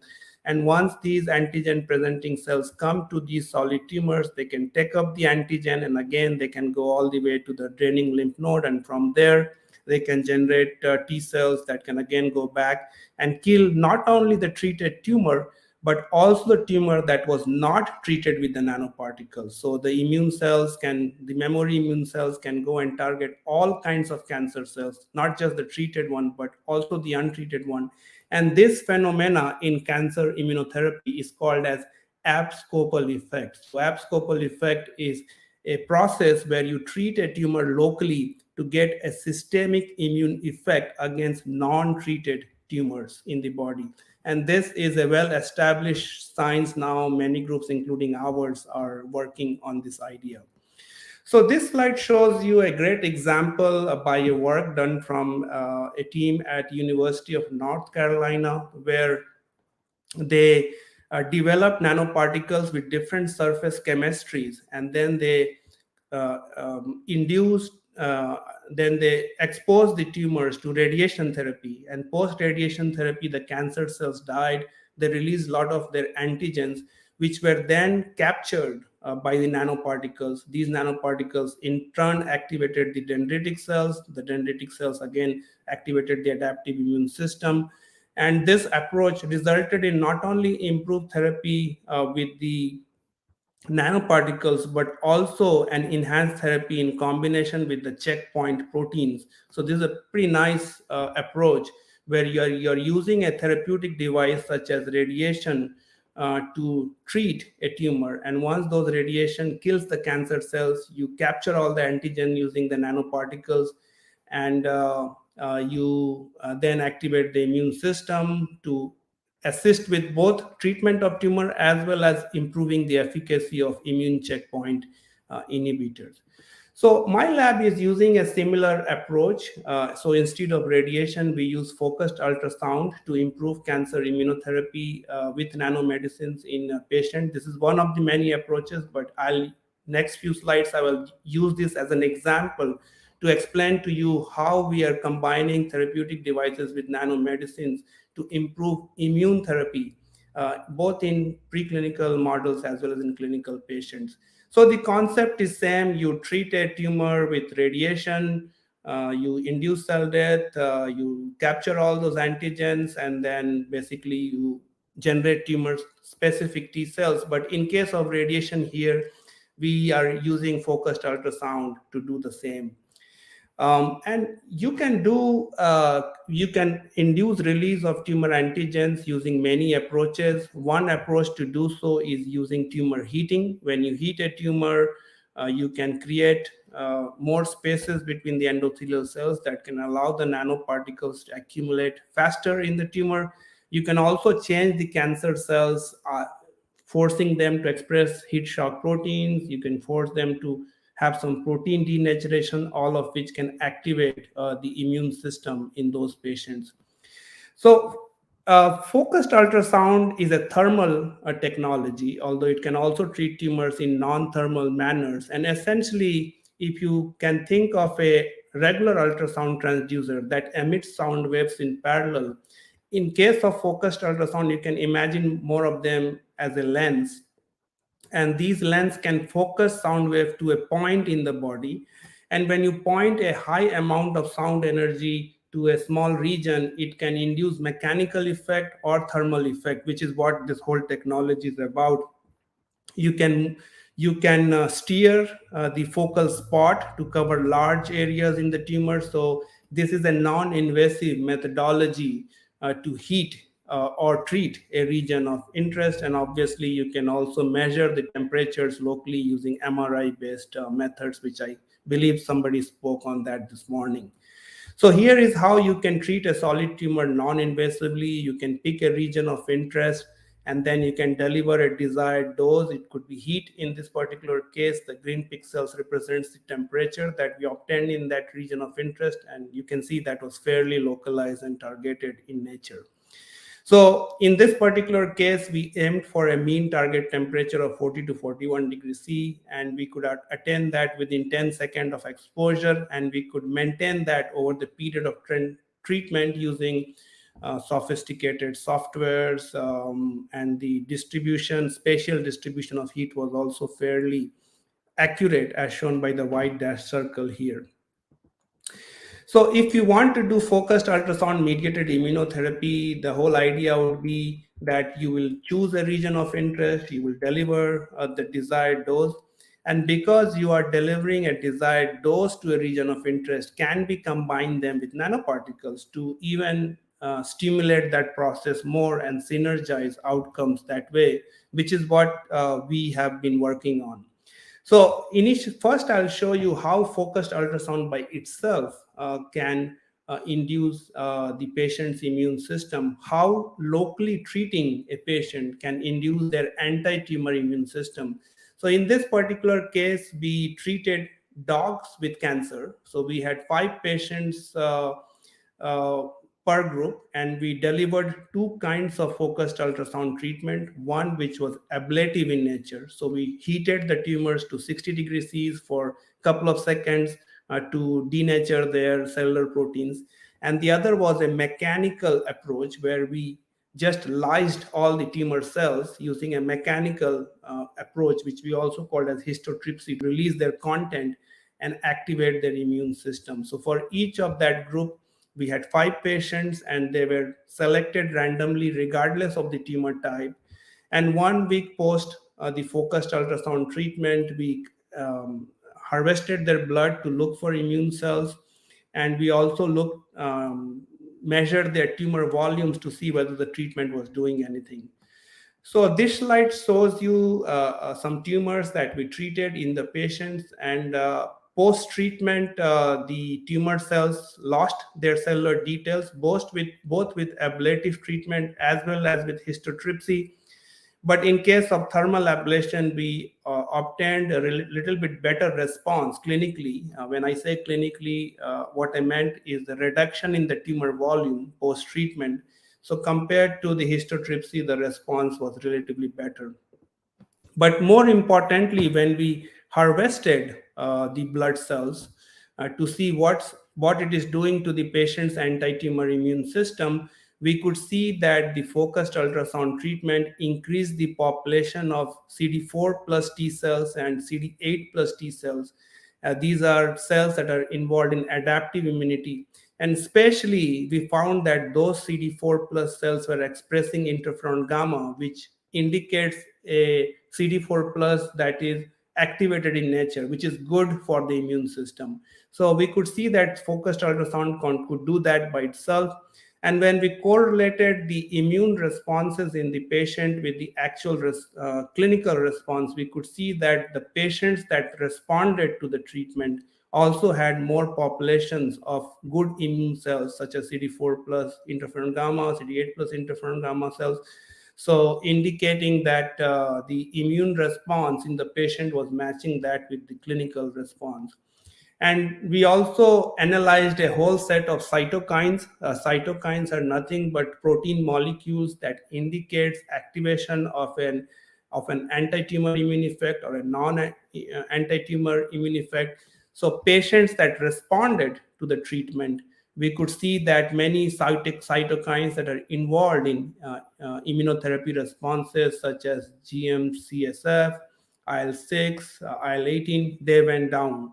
And patients that did not respond to the treatment, we saw that the pro-tumoral cytokines went up, such as MCP1. And this was noted both in the ablative group as well as in the histotrypsic group, suggesting that focused ultrasound may have some immune activation mechanism in patients.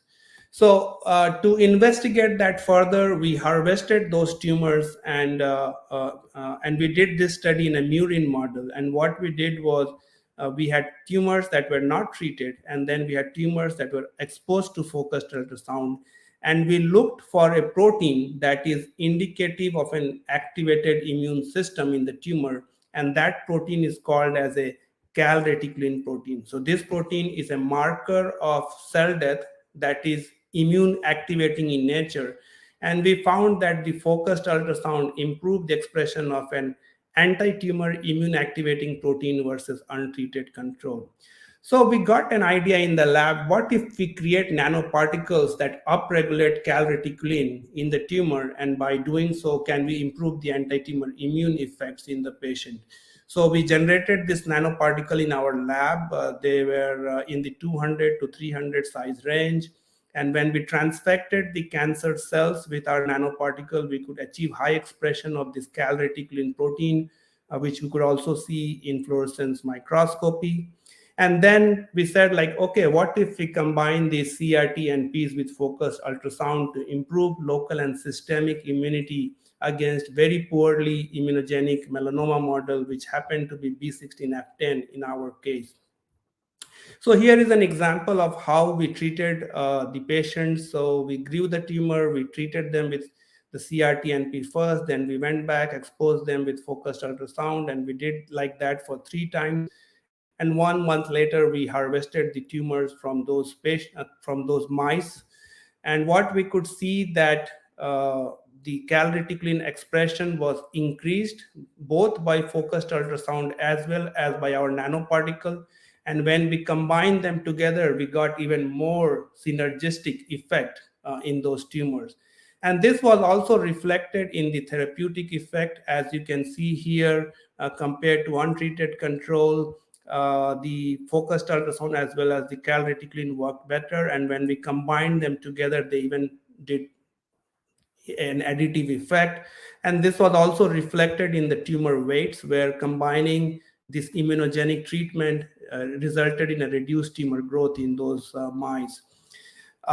So once we verified that the tumors are smaller in case of the focused ultrasound and nanoparticle combined group, we re-challenged these mice with the same tumor to see whether there is a memory in them against that particular tumor type.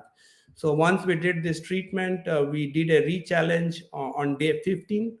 And what we could notice was the control, all of them grew tumor, but when we did the focused ultrasound or CRT and P treatment, we could prevent the tumors from growing in those patients, suggesting that locally treating a tumor has an effect in creating a memory-like response in the mice, preventing the tumors to grow back again. So I have 2 more slides and I'll finish quickly, but I'll just now connect the whole story to the immune biology of the nanoparticle. And what we can see here is when you do a calreticulin nanoparticle therapy, you can increase the populations of the infiltrating leukocytes in those tumors. So here is an example of a poorly immunogenic tumor. And when you start to treat a poorly immunogenic tumor, you start to get more infiltration of the immune cells in the tumor with the nanoparticle or with their combination. And the infiltrated immune cells are not immunosuppressive in nature, and we can prove that by looking at the type of antigen presenting cell marker that they have. For example, in this particular case, we looked for MHC2 plus cells, which are an activated antigen presenting cells. And we saw that when you do the CRT-NPs and CFUS, you not only improve the infiltration of immune cells, but you also change their character from a suppressive to an activated profile. And those profiles are good for the tumor. For example, again, when we looked at the macrophages were more of the M1 origin, which as I said to you, they're good macrophages. So we have more of them in the tumor. And the bad macrophages, which are the M2 macrophages now, are not changing that much. So again, when you're doing nanomedicine or combining them with therapeutic devices, you are changing the character of the solid tumor. And by doing so, you are getting an anti-tumor immune-like response. And there are other measures too that you can adopt in the lab to understand whether your treatment really induced an anti-tumor effect. For example, you can look for the parent T cell population, which were again increased by the combination of focused ultrasound and CRT-NP. You can look for markers that attract these cells in the tumor. For example, ICAM plus cells, again, they went up with our treatment. And you can also look for the quality of the infiltrated cells. So for example, if your infiltrating cells have more of PD-L1 on them, that would indicate that they are more immunogenic in their nature versus the tumor cell that should not have it. So in summary, I hope in a quick rundown of my talk just now, I was able to impress upon you that you can utilize either nanoparticles or therapeutic devices or combine them together to achieve an anti-tumor effect, especially in poorly immunogenic tumor. When you do so, you can improve the influx of immune cells, you can improve the influx of cytotoxic T cells, all of which can allow tumor remission, not only at the treated site, but also at the untreated site to obtain abscopal effect. So with this, I will stop and would be happy to take question. If you have an interest in joining our group or OSU, do contact me, and thank you very much again. Well, thank you, Dr. Ashish, for this very interesting talk. I'm glad that you were able to share your knowledge with us. We have questions from the audience, Samuel. So we have several ones. So Maria Julia from our university, can the collaborative use of chemotherapy and immunotherapy help the increase of safe and effective? I guess. Yeah, it depends on the sequence of treatment. Definitely there is a benefit, but if many anti-cancer drugs are also kills immune cells, so you have to pick the right kind of drug to improve the immune response. For example, doxorubicin, paclitaxel, those are all considered immunogenic drugs. So if you pick the right chemotherapy, you can get collaborations and improve the immune response in the patients that way. So can I, regarding doxorubicin, which is a immunogenic chemotherapeutic agent, do you have a comparison? Can you make any comparison with some types of nanoparticles? Do we have a library already of how the nanoparticles can change the tumor microenvironment? Because you showed to us during your whole talk that nanoparticles have the possibility to change the tumor microenvironment, and this has a very important consequence on treating the tumor, solid tumors specifically. Do you know any work that has already done this comparison? Because doxorubicin is very, very good, depending on the concentration, of course, to release, to do immunogenic cell death. But what about nanoparticles? Can you mention a little bit for us about that? Yeah, we have done some in our lab, and there are works from other groups too, where one benefit that you can get out of, first of all, if you're using a nanoparticle relative to a free drug, you're getting more drug in the tumor. So there is a drug benefit that because you have more drug, you have more immunogenic cell death related to the drug itself. but you can also use certain kinds of nanoparticle chemistry to synergize those effects. So there are some evidence out there on that. There are evidence, but we don't know yet. We don't have a library, right, to say this nanoparticle would be better than that one for this type of tumor. This is under investigation, right? Yeah, I would say a very early stage. So it's a great research opportunity for many investigators. Yeah. Nice. Yes, thanks. So another question, Dilip Kumar, drug delivery target methods is really getting advanced these days. How chemotherapy target drug delivery differentiate with immunotherapy to treat tumor? How far immunotherapy has reached up to now? Oh, well, To diagnose and treat in clinical aspects. Sorry. So the question was how far the field has advanced. Yeah, the immunotherapy field.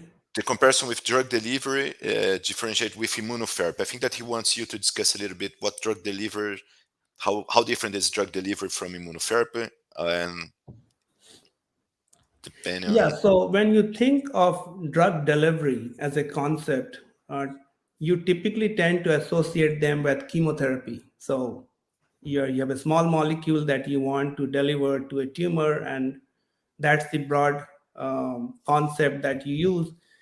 And when you think of immunotherapy, you think of them as something that would deliver a therapeutic protein or an antigen, cancer antigen. So that's the broad difference. But one important feature that could be made between a drug delivery approach and an immunotherapy approach using nanoparticles is in the paradigm of immunotherapy, the nanoparticle itself can be a drug. So you don't really have to have a drug there. You can use the nanoparticle as a drug to change their immune system, which is kind of cool. So, and it's not like something that is not known. A lot of papers have come up on that. For example, there's a group from Dartmouth led by Dr. Steven Fearing, and they use plant virus as a drug. So they use that as an immunomodulator. So that's one benefit that is a little bit more in reference to the drug delivery area itself.